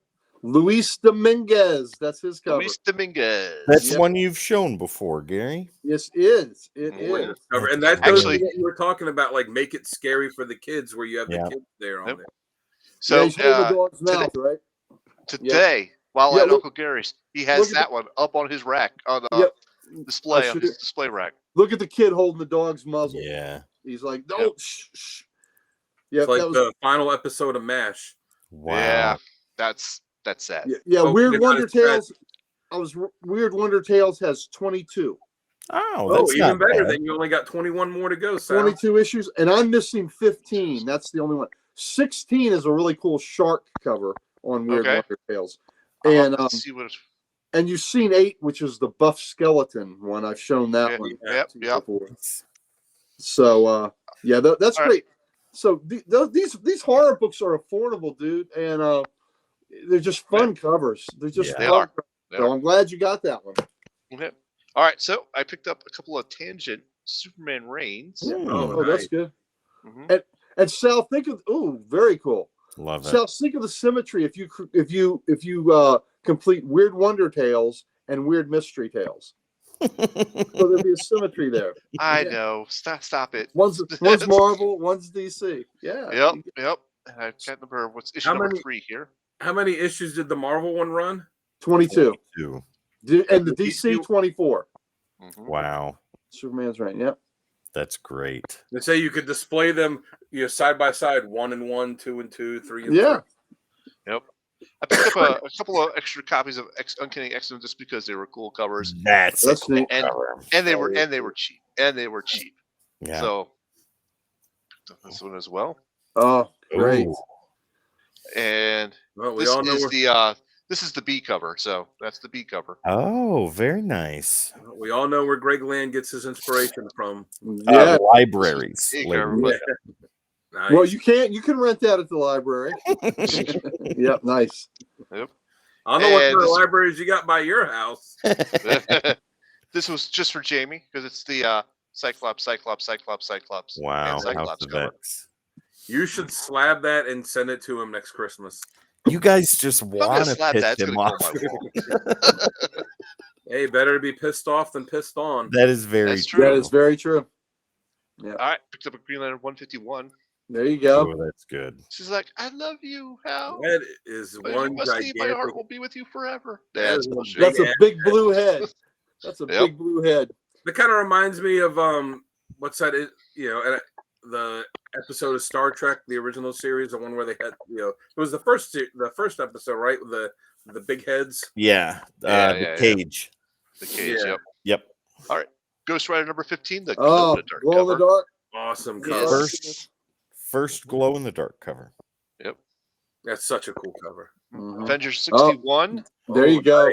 Oh, John I don't- Romita Jr. There's John no Romita. beast on this. There's no beast here. that's before he became an Avenger. Listen, later on, if you play your cards right, you'll get some bestiality. Okay. All right. Picked up a number 17 as well for Avengers. Wow. Nice. Look at that. On that one, there's no Iron Man, there's no Thor, there's No. no Giant Man, there's no Wasp, and yet they're Avengers. Oh. Don't be confusing the scene here with facts. I Okay? know, The truth does not that's the apply wrong here. place. Logic and reason are not acceptable. Okay. This is after Dark I Blazes. forgot what show I was on. You're right. All right. Picked up Amazing Spider-Man 134. Oh, that's Ooh, tarantula. Yeah, that's the that may be the first. 133 is the first tarantula. That's the second. 133. So tarantula. yeah, it's the second tarantula. All right. So I picked up a variant for Amazing Spider-Man number 19. Oh, This is the like the negative photo space negative stuff. cover. Yeah, yeah. Wow. And I picked up Amazing Spider-Man number 80. Oh, Look at that. Wow. That is And great. this is in actually pretty good shape for this that's old of a book. that's Romita. The Avengers cover was Buscema. I misspoke. Right. The That's Avengers a cover great was Buscema. chameleon cover. It is. All right, I picked up on number 212 of Amazing Spider-Man. This is the first Wow. Hydra, I believe. Hydra Man. Ooh. Hydra-Man. Oh God, there was a great team up, Hydra Man and Sandman, and they Sandman, made, and they created a third monster. yeah, They created a third personality. they created Mud. Yeah. All right, so we got this is a little back issue here. Doctor Strange variant. Oh, that's nice. Oh, yeah? Cool. cover. That's the current Another series, Doctor right? Strange. Yeah, it is. But I like this Oh. Wolverine on the. Looks like the Ghost Rider site. Yeah. Yeah, with the Wolvie cycle, with the Wolvie head. Wow, Mhm. that's cool. All right, now for a little more to time machine, dial the time machine back a little bit. A little Battlestar Galactica. Oh, there you Oh. go. Ooh. The Cylons. Love it. And number 5. And they're talking about they're going to do another reboot. Another Wow. reboot. A new Battlestar Galactica series. I hope I get to be a Cylon this time. That'd be amazing. This is number 7. Very good. Right. Now the next few are for Uncle Gary. All right. Let's see what we Look got. away, Dan. We can't look. They're only for Gary. They're only I for don't know. I've Gary. been pretty. I'm pretty jealous of all these books that Sal's showing off so far. The Avengers, Yeah. the Spider-Man. Yeah. A lot of these, I'm like the X-Men. I'm like, I need that. I need that. I need that. I need Yeah. that. I need that. I Well, need that. let's look There at we go, little Wonder Man. Man. Oh. Twice. Introducing Splice. And Dan, you only need one Wonder Man book, right? That's right. I need issue. Look nice. I like that. Yes. What issue do you need? So, tell me. I need issue. Nice. Dead again. Issue 24. Oh, the last issue. That's No, the it last- was 20. I don't think 24 was the last issue. Oh, did it go further? Okay. It did. Because I got number 29 coming soon. Well, evidently it did go further. Look at that. Nice. Yeah. 12. And if you out there like Wonder Man and you like that art, we did an interview with that artist. He was a very nice guy. You could check it out on the Yep. on the YouTube page. Double trouble. Just go under the interviews and check out our interview with Jeff Johnson. Oh, nice. Yep. We also did a comic character of the week on Wonder Man. Yes. So Yep. we can fulfill your Wonder Man needs here. There you go. That's right. And there's number 29. Oh. Oh, there you go. Yeah, that was not a great costume they That's gave. at the end of it. Ditko-esque. That 29 reminds me of a Ditko cover. Yep. All right. So in my stack, I got a freebie. And Oh. this was a freebie sent to me. Oh, nice. What is Well, she? Number 15. Nice. Wow. That's when that was one of DC's top books. Yeah. One of comics' top books. Yes, it was. That and X-Men were competing with each other. The matter of fact, it followed on its popularity rose the X-Men, so it did overtake it at some point. But it was X-Men was the big book, and then Teen Titans became the big book right after Right. Wow. Dark And when they Phoenix. did that crossover, oh, that was so great. Simonson Yeah. did the art on that. Yep. Yeah, and they were supposed to do a second one that never happened. Yeah. Well, Jim Shooter killed the crossovers for a while. Yep. Yeah. Yep. So I actually owned this issue, but it was a very bad copy of it. But I picked up this one, which was a much nice. better copy. That is a powerful cover. Everybody, this is the second part of the Yeah. 2-issue drug issues. The most famous ones where Speedy's shooting up, but people don't know this one as well. But that is a very powerful cover. Wow. And in that issue, one of Speedy's friends ODs, and that sequence where he ODs is incredibly powerful. It is. It's not. It doesn't shy away from the realities of it either. Yep. Yeah. Nope, not at all. What Okay. was it? Marvel focused on like LSD and stuff like that, and DC focused on Well, heroin. Drug use. I think Well- the creators of Doctor Strange were focused on LSD. But I Yeah. mean, the point is both companies were putting out these anti-drug issues Yeah. that the comics Right. code said Well- absolutely not. the Marvel Comics books, Code is like, we are not about anti-drug messages. Yeah. the Marvel books, they dipped their toes in the water Mhm. with the drug abuse because it was kind of it wasn't as Yeah. this one DC dove headfirst in on Wow. this Yep. because the whole thing centered on the drug abuse and that Speedy shooting up and the kid dying and all that. I mean, wow, it was quite powerful. And again, how Green Arrow reacted when he finds out Speedy's a junkie. He smacks him. He smacks the hell out of him, Yeah. and then starts absolving himself of any blame in Speedy's predicament. It Yeah. was, Wow. and then Speedy recovered, and he did it. The Canary was there for him with all the withdrawals and things like that, and he did it. And he kind of threw that in Green Arrow's face at the end. Oof. Basically, like, I'll forgive you, but I did this on my own. With Dinah. Dinah helped me, and we did. Yeah, not this. you. Yeah, Who are you? Yeah, because Green Arrow took Hal, and they went to get the pushers that were behind the dope. That was their solution, and Dinah went to help him, personally. So it was tough. It was very real, and you read it now, that book still stands up. Yeah. Does. It still does. stands up. Right on. All right. We got a slab to show. Ooh, Alpha Flight number 33. This is the first appearance of Deathstrike. Ooh. Yuriko becomes Deathstrike. I'll call 9-6. I was gonna say 9-6. I'll say 9-8 then. And you bought And you bought this, or you had your own that you got slabbed? No, I bought this. You bought it. He only buys the best. It's a 9.8. I'll go 9.8. Oh, you guys. Oh! Oh, close. All right, Well, one more, the one more, disappointed one West more, Bay. one more. That's a oh, Adding to my Uncanny X-Men run. All right. This is number 38. Oh, Sal. That looks good. I'm going to say that's a. I'm going to say that's an 8.0. Good. Go ahead, Dan. I mean, it's hard. It's hard to tell. I'm gonna say 6.5. I'll go middle of the road and say 7. Well, Tim is right. Oh! Tim is right. It is a 7. Man, So- that's a gorgeous book. Nailed it. I'm looking at this book, and I swear to you, I don't think this is a 7. I really. The think grader it's must have lower? gotten laid the night before or something, because the spine, you can see the cover coming through the back cover of the spine. Oh. You know, there's several ticks down the spine here, and That you can must have see- been the first book he graded when he Yeah, walked probably. through the door. the But- and you next can see day. how the cover is not lined up with the pages. But old books, they're more forgiving than new books. Mhm. Okay, hmm You know, that's so they, that's true. That's Yeah. true. The cover not being lined up with the pages, wouldn't that fall under a printer printing, error they that could be a wouldn't read printing error. for? Yeah. But the way that spine is rolled around to the back, I don't know. I don't You know. gonna crack it and get it pressed? No, I'm gonna No. leave it as You is. No. leave it as is. If, Okay. if Leave he it as feels is. if he feels that's been graded high, there's no reason to Yeah. do that. Right. All right. That's fair. So I want to give a quick shout out. Is the Beast on there? On that X-Men. Yeah, look at him. He's right there. Yeah, hold on a second before I do my shout out. Look at that. The Beast is Oh, right there. there But- he but is. is X-Men. You mean Is the it Beast blue and was part of, furry? the Beast was part of the X-Men? Yeah. I thought he was a Defender. That's a dude. Right, That's a- Dan? Right. That's a hairless dude. That ain't the Beast. That's a hairless dude.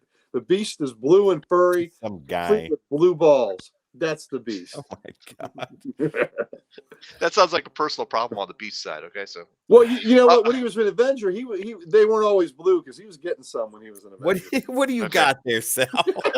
Oh my god. let's move on before we get any more stuff. So Lord. this box I have not opened yet. This is going to be 2 slabs. This is from Andrew Cedilio, which I just kind of met on Facebook through all the sales pages. I wanted to give him a shout out tonight because I think he was going to try and listen in on the show. Okay. I did not get to open this yet, but I'm going to make a video unboxing this. But this is 2 CGC slabs there, and I bought another slab from Lost Boy Comics. So if you see his stuff, he has a webpage as well. Sometimes he's got some slabs for a decent price. So Now- this is a more modern book. Sal, this these are sneak peeks for your channel, correct? That is correct. All and right. of course, Where can they I've find got you? a Heroes Corner Comics mail call coming. Ladies and gentlemen, head on over there. Sal's Comic Corner right here on YouTube so you can see what's in those boxes. Yep. So I'll have that video done early this week. So if I get it All right. a week, What's in the box? I'll What's in the probably, box? What's in the box? you gotta tune in to find out. Oh, Zinga. Oh, that's all the keys. All Well, right. what show Yep. did we find out what's in his drawers? Oh, That is for the Gary, Saturday you could have seen night what was in the 3 drawers a.m. earlier today, but you refused. You said Well, you you couldn't know, handle it right now. We didn't want to embarrass Dan because Oh my Dan. God. That's true. witnessed That's that. true. He'd had to see What's all in his that. drawers? That was the what's in his box, everyone. That was us referencing, if you don't know, the fantastic movie 7. Gary asking what's in his drawers references the prequel to that, the 6.9. There you go. That's right. The 6 Holy shit. But Gary, you live close to me, right? Hold on a second. Let me just step outside. Let me just What? step outside. I'll send it to you. Dan, Hold on. very good job, sir. Oh, we Very lost. good. What was the question? I blinked out for a second. Oh, I said you live close by. I could just step outside and I'll just send it to you. Whip it out, you you know. just unfurl it. I'll unfurl it for you. God. Unfurl it. Uncle Gary, unfurl that one back issue and then the showcase if you don't All right. mind. This is a very recent back issue. It's issue 9, the 1 in 25 cover of Superman. Oh, nice. I like little that. silver banshee Surdsy Yes. cover. So that's pretty awesome, right, fellas? Yeah. That's a Mhm. great cover. All right. That's an Irish character. You should show that to your wife, Sal. Yeah, I should. You know, he'd be like, "Hey, here's a character. Here's a character for you." And Yep, was her name I should. Saoirse? I believe it might have been. Oh, that's my daughter's name. Yep. Yeah, maybe. Okay. All right. So for the showcase today, we're gonna kind of go off the theme of today, where I was lucky enough to have Sal and Dan come by. This week coming up is when I'm going to officially celebrate my 50th anniversary. That's a big 50 years of collecting comics. My first comic was this beauty right here, Justice League of America 111. This book is beat to hell, well loved. This was my first book. It hit the newsstands February 7th, 1974. I believe that I probably got this book in the spring of that year.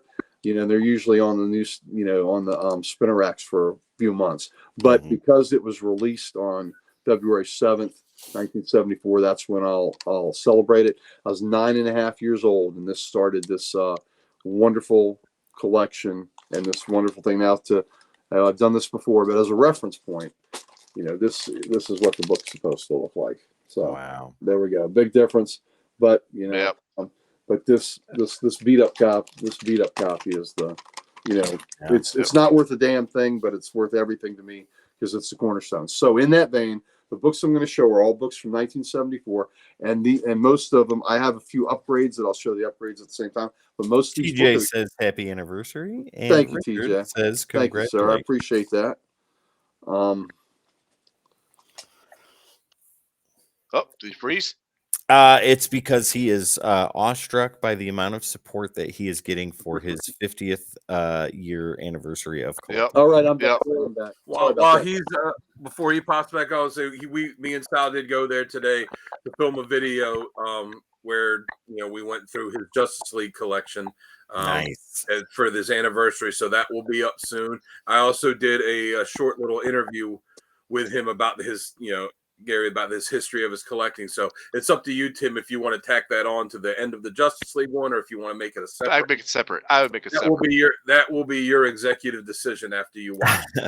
Well, when I can sit down, I can't wait to sit They're down already and on. We filmed it right on Restream, so all you perfect. got to do is go video storage. Yeah, they also did my collecting goals video that's on there too. So Nice. Thank you, fellas. I appreciate y'all's help. So that was Justice League 111, and TJ, thank you for the well wish.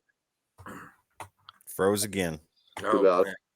I'm pretty psyched about having 50 years of collecting. So JLA was the first series that I completed, and so that was 111. Here's my original 115, which is really good. cool 100-pager. I showed it out of sequence. This is my 112. So there's my that great Amazo cover, and these are all the ones I had. Matter of fact, yeah, these are beat up, but not as bad as the first one. Here's my original 116 that I had. Wow. This was the last. The DC 100-pagers went from 110 to 116, and then the other book if JLA 111 is my one, this is definitely would be the one I consider my second.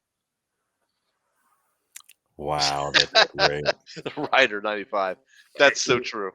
What did you say? You need to stop ordering your internet from Wish. Oh my God. That's so true. Because of all the security in the library of comics, ladies. If it's gonna freeze on something, that's the good one to freeze on. Right? Aquaman, Batman. All right. Taking it to it. We got you back now. Yep. All right, I'm back. I'm sorry, I'm having issues today with my. That's okay. Yep. So this would be my second, the book I consider second. This is my Brave and the Bold 114. Great Jim Aparo cover. Great Batman. Thank you, sir. Thank you, Ryder. This is Batman and Aquaman, and this made me really love the Aquaman character. He's so badass in this with Jim Aparo's pencils. So here's another comparison. This is what the book is supposed to look like, compared to the beat up one I have. So we got to wait for it to shift. So I love this thing. Nope. Show that one more time, Gary. One more time because your pro is scary. Okay, gotcha. There we go. Yeah. Wow. Yeah, I got some glare. So there's was the book should look like, and then my beat up. You can copy. tell that you read that one quite a bit. Oh, absolutely. I love that story. So continuing on, those bring 114. Here's 116. That was a great Batman Spectre cover. You know, I love the 100-page formats. The only thing is sometimes the covers, the main covers, would have been so cool as a full cover. Yeah. You know, like that Spectre and Batman. Oh, Yeah. that was really good. Here's a 117 of Batman Sergeant Rock, and these are all original ones that I got that I'm sure, except for when I show them side by side. Yeah. So these are all my originals, and I will never, you know, when I upgrade, sometimes I'll trade in the other ones, but the ones that I bought as a kid, I can't get rid of any of them. So I wouldn't. Yeah, Yeah, I just can't. So anyone that I pulled off the racks, here's a Tarzan, Joe Kubert. That's Tarzan 234. And all of this introduced you or got you even further into these amazing characters and artists and writers. Oh, absolutely. Because the 100-pagers usually there's one new story, and all the rest were reprints. Yeah. And it just it gave me so much backstory and so much knowledge of all the characters. There's a nicer issue of that Tarzan that I just like we said, it's So- something we brought up when we did the videos is, you know, this was in the days before. But yeah, it gave me back issues. Now I'm going to go to That's the only way you let's see, got. I got some more 100-pages here. We'll give it a little break. On a delay. Am I still there with you? There we go. Yep. Okay. Yeah. This is the first Superman book I ever bought. And he's Oh, grabbing the logo, which I love. Yeah. So he's, you know, he's trying to hold on. He's being pulled through the earth. You know, save me, reader. Help me. I can't hang on much longer. Save me from being pulled through the. He got pulled through the earth, ladies and gentlemen. Got pulled through the earth. Yeah. Nefarious forces it's at because work. the library of comics is surrounded in lead walls, so That is true. Yes, and the security is very pretty extra high. secure. Yep. Laser, we made the laser point pointers. in the video that you know, that back then when these were coming out, like there were no comic shops, there were no comic conventions. Like that's the only way, you know, really, unless you found stuff or knew something. That's how you got to read the previous stories. Mm-hmm. Yeah, absolutely. Here we go. Thank you for filling in there, fellas. Like, no problem. Superman 277. That's awesome. You know? Yeah. Nick Carty cover. Clark Kent, I'm going to prove you're Superman because he wouldn't let me die. Wow. So that's just great. Okay. Like, all right. ooh, Damn. Sorry. Yeah. You know, when it goes splat. Here's a book that I didn't get this new because this is from like 1970 or 71, but I always had it, and I don't know when I got it or how I got it, but it is Beat to Hell. This is the Super DC Giant, and at some point I upgraded it, and I must because my would be even better than this one. So, but this one I had this for so long, and I don't know how I got it. So this one is going to be a little bit reminiscent of what Dan had. This is my original. Nice. That's a lot better looking than the one I got. Yeah, and this is the one I got when I was 9.5. So that's kind of neat that I kept it pretty nice. But that's that great Jim Aparo. And I remember when I was 44 and a half. I hear that. This is right here. So this is the next issue. This is 435. And look at that. It says Return of Aquaman. So this was Aquaman returning to Adventure Comics, drawn by somebody that Dan and I interviewed, Mike Grill. So this was the Aquaman backup, drawn by Mike Grill, and that was his first work. That was his first comic gig, was drawing that Aquaman story. Wow. And he drew Aquaman backups for about 4 issues in here, and then by 441, Aquaman became the lead feature in Adventure, and Jim Aparo was drawing it. So, but staying on the Mike Grill train, this is I'm sorry, on the Jim Aparo train. This is my original Phantom Stranger 33. I love the anger in this. Deadman is pissed. That's great. Pissed. And just the bald fist of the stranger, and then you see his shadow on the mausoleum, and they got the full moon and the guys in the cemetery. I just love this. And again, like I said with Jim Aparo, you don't want to get hit with those fists. No. He always drew some sledgehammers for fists for the guys. Love it. One of the oldest horror books I ever got, which was Ghost 30. Oh, that's a good one. That's a great Nick Cardy cover. And I'll always, this book is always special. I'll always remember that this kid ran away from home and he gets on a train, and it's got black bunting on it and all this, and ends up being a funeral train. And the kid goes and he has a talk with a shadowy figure, and the figure asks him about his life and why he's running away from home. And the figure talks him into hanging in there, going back to your parents, and doing the best you can. So he goes back, and he's recanting this story where he met this stranger on a train. And when he gets, at one point, he looks around his house, he goes, well, that's who it was. And on the, in a prominent place in the house, they had a picture of Abraham Lincoln. So it was Lincoln's, Lincoln's funeral train, which traveled the country. They had the train with his body in it that traveled the country as it went back from DC back to Illinois. You've shown that book before too. Yeah, I have. Yep. My first issue of Commandy that I bought, number 16, The Last Boy on Earth. So I love it. This, of all the great things Jack Kirby has done, this was my favorite Kirby book, So, and I love the head, the above the masthead, they'd always have a saying, an eerie tale of two doctors. One of them is a gorilla. So it's great. I didn't buy this at the time, but I just happened to upgrade it because it was 15. I had this in there, and it was DC. Clemency denied. Execute the prisoners. What does it say here? Apes in control of Washington, D.C.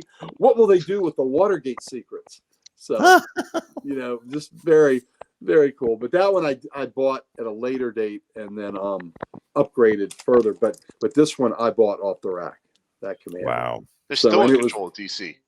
Whoops, sorry, did I say out loud? Yeah, you did say that out loud. All right, now we're going to jump back into the 100-pager pool. This is my first Batman 258. There is a kind of an important first appearance in here. Do we know?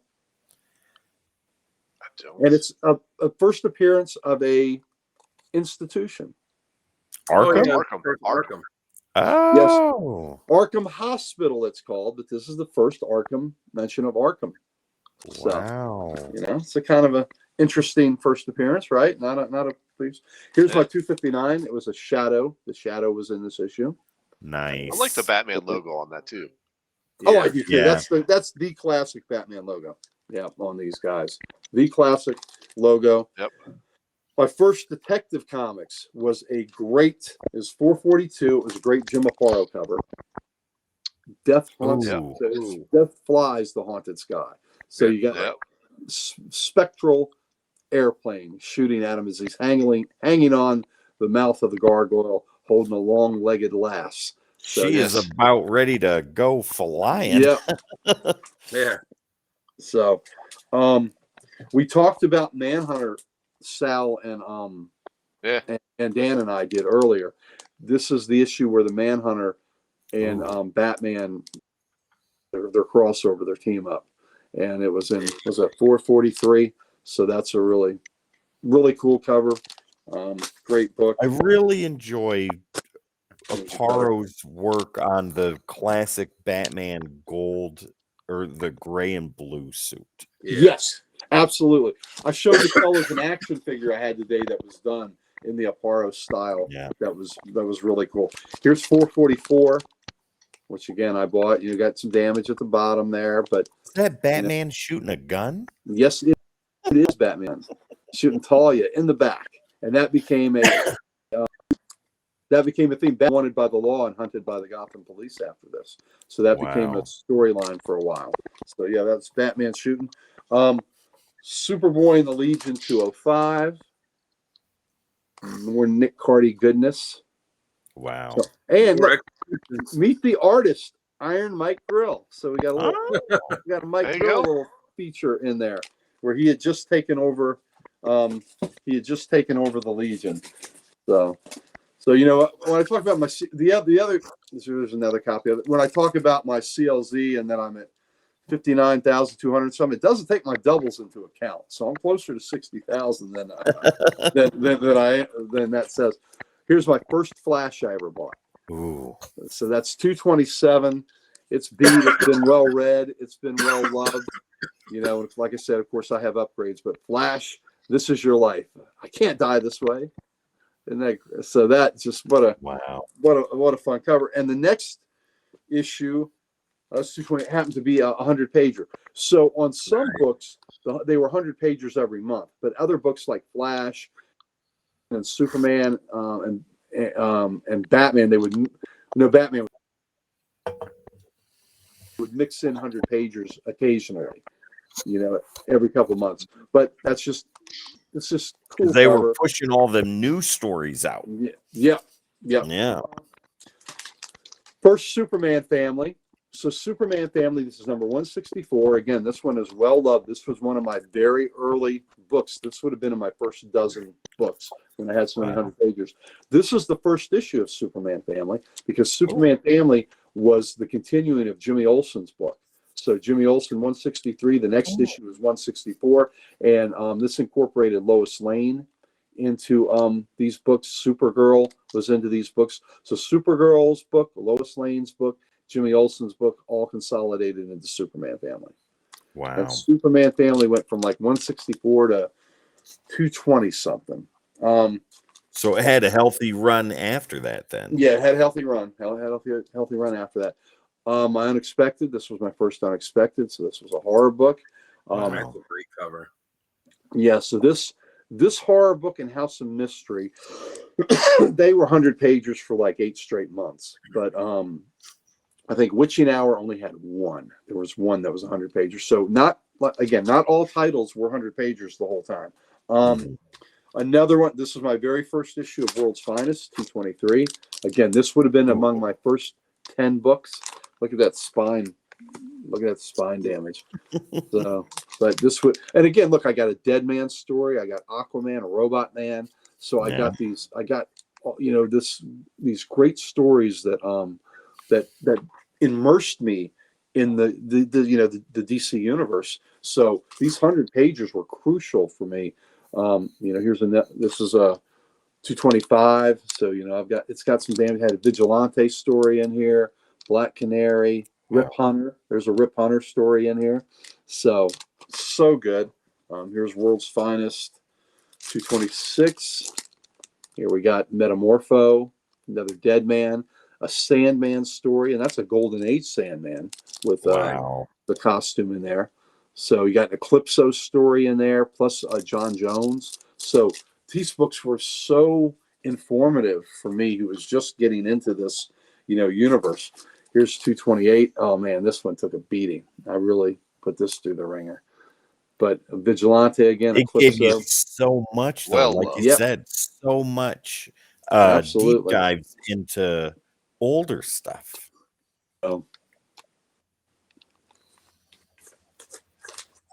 So are you back, fellas? Am I back with you? Yeah, you're good. Okay. Yeah, so that's you're solid. And that finished it. That's those are all from my first year collecting from 1974. They were all just very nostalgic for me, these 100 pagers and these other books. And like I said, when I upgrade books, I can't turn in any of the ones that I bought as a kid, I never would. I'd keep every single one of them. Give me so I got a question. All the books you showed were DC, and they will always be a part of my. What? Say again. What was your question, Dan? Let him catch up. I was saying, so all the books you showed from your first year, they're all DC, and we know you've said a lot before that you're a DC guy, though you do have an extremely impressive Marvel collection. What was your first? Do you remember what your first Marvel book was that you bought? I want to say it was either a Spider-Man one. God, was it 157? I think it was a Spider-Man Doc Ock cover, or it was Avengers 152. Avengers 152 had the Black Talon resurrecting Wonder Man, And that's Oh, one yeah. reason why Wonder Man's my favorite character, because here's That's a good issue. this character. So it was either that Spider-Man or that Wonder Man, I believe. And I also, one of the early Marvel books is an FF 176, and it's got the High Evolutionary on the cover. Ooh, nice. And that was early. So those three Marvel books I remember very distinctly, and I still have them. But that was 2 years later. Oh, thanks, TJ. Thanks for watching, brother. Thank you so much. These books mean a lot to me, and it's hard to believe that 50 years ago I pulled these off the rack. But yeah, that's why we don't have any Marvels in here, because I didn't start Marvel until 1976. So 2 years later. Ladies and gentlemen, give Uncle Gary a big round of applause for such a milestone of comic collecting. Absolutely. Golf claps all around. Ladies and gentlemen, 50 years. That's crazy. Genesis right here. Yeah. 50 years, baby. And Gary, you've got 50 more years of collecting before you're even allowed to be finished. That would be awesome. I would love to collect for another 50 years. My God, I'd get what? I'd be over 100,000 books. There you go.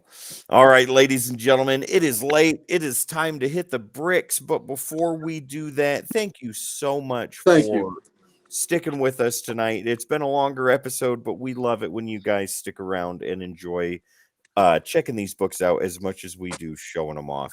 And with that being said, ladies and gentlemen, we're going to get the end of the night business out of the way.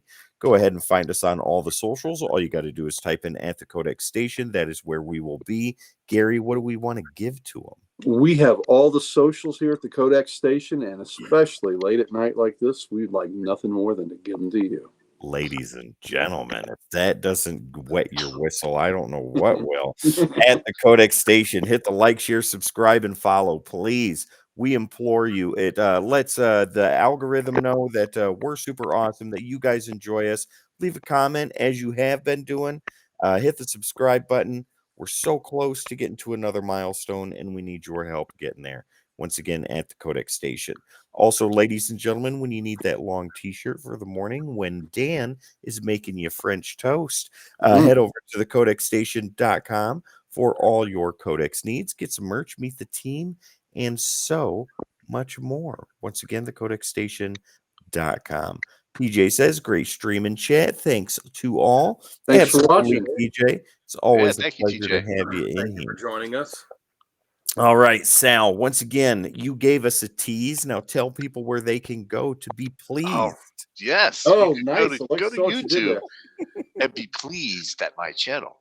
Hit over there, search for Sal's Comic Corner, and you'll find my YouTube channel. You go to Instagram, look for the Slab Guy 77, and you'll find my post there as well. There you go. And Dan, road managers don't nearly get enough credit, but they are the cream of the crop. Cream of the crop, baby. When you do it right. That's right. The cream of the crop, the macho of the man, the Hulk of the Buster.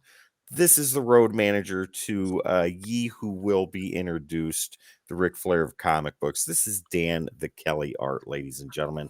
Tell the people watching at home right now why you're on the road 256 days out of the year. Yeah, well, the cream of the crop rises to the top. And if you want to rise to the top as well, you need to check me out on Instagram at Dan Kelly Art. Give me a follow. I'm working my way towards 1,000. Come on, man. 1K for DK. And I'm running a Kickstarter now. So if you want some original art, sketch cards, sketch covers, whatever, there's a link on the Instagram. There you go. Go check it out. The Kickstarter runs to the end of February. Look at that. Oh yeah, the spiky that I did for Sal. Yeah. Look, all this art. We have an artist in our midst. Yeah, that's right. Every bit of it. But this guy beside me, he needs no introduction, but we're gonna give him one anyways. He's sitting there in the Library of Comics. You know why his internet keeps going out? Because the internet is so goddamn scared of him. That's right. It just shivers and shakes at his might. He is the Ric Flair of comics. He's Uncle Gary. Woo! Thank you. That's why you are my road manager. You are the man. I couldn't get up and do these shit. ID packets fear him. Too much. I'm happy to. You can catch me In Go there. for it, Gary. Go The good. internet has Comic- been subdued. No, I know. I can give it a beat down as soon as the show's over. Well, Comic Logic, top rope. I'm proud co-owner of Comic Logic. We are Loudoun County, Virginia's only comic book store. Please come and see us if you're in the Northern Virginia area. Especially come and see us on Free Comic Book Day, which is May the 4th, because we will have special guest Brandon Wayne, who is the actor that portrays the Mandalorian when the helmet is on. That's Brandon Wayne doing the acting, and he will be there for Free Comic Book Day, so you can get your Star Wars on and your comic books on the same day. So please come see us. Go to Comic Logic on our Facebook page, and you'll see information about this. And we'd love to see you there. So for Free Comic Book Day, Brandon Wayne. Also, much love has to be given to our good buddy Archduke Kevy, the Comic Character of the Day site. I post a cover of the day. Dan posts a question and random panel of the day. Sal, frequent contributor. Tim is always ever vigilant, watching, always watching. So please come see us there. Now, to round out this fantastic four that you see before us, is we have to go to our moderator, the man that has run this show, that keeps the train on the tracks, the man with the golden pipes, the vocal cords that have been blessed by the gods. He is our combination of we've added some people there. He's our Wolfman Jack. He is our Dr. Johnny Fever. Because of the information that comes out of him, he's our Edward R. Murrow. And because of those beautiful tones, he is our Mel Torme, the Velvet Fog. He is our one, our only, the late night host that keeps you driving to your destination in safety and in a warm embrace, and will get you there, get you through the door, and he'll tuck you into bed and give you a gentle kiss on your cheek. Good night. He is the one that gets you there, ladies and gentlemen. Tim, the wonderfully terrible. Ladies and gentlemen, we bring this beautiful episode and that glorious introduction to the close it so mightily deserves. Rest your heads on that sweet, gentle goose down pillow that you have before you. Pull that dog and or cat just a little bit closer tonight, because weird tales, mysterious wonders, and spine-tingling lay tingles come at you when the lights go out, ladies and gentlemen. We want you here next week. We'll see you then. Jamie will be so pleased at the length of this episode. I know. Yes, well. We love you, Jamie. We miss you. Yes, we're not sorry. All right. Yeah, we're not sorry. Wait a minute. One more thing before we go. No, just cut it now. Can't cut the stream until someone says it. Oh, give it else. Oh, and he did it. There we are. We'll see you next week, ladies and gentlemen. Bye. Oh, Venus flytrap. TJ's right. We forgot Venus flytrap. Venus flytrap. Wait a minute. What? I'm in the middle of canceling and closing. Don't cancel. Venus flytrap is great. So we should throw that in there too. Ah, yes, there we go. The Venus flytrap of love, ladies and gentlemen. That's right. All right. Now we're getting out of here. All right. Love you guys. See you later. Bye. Bye.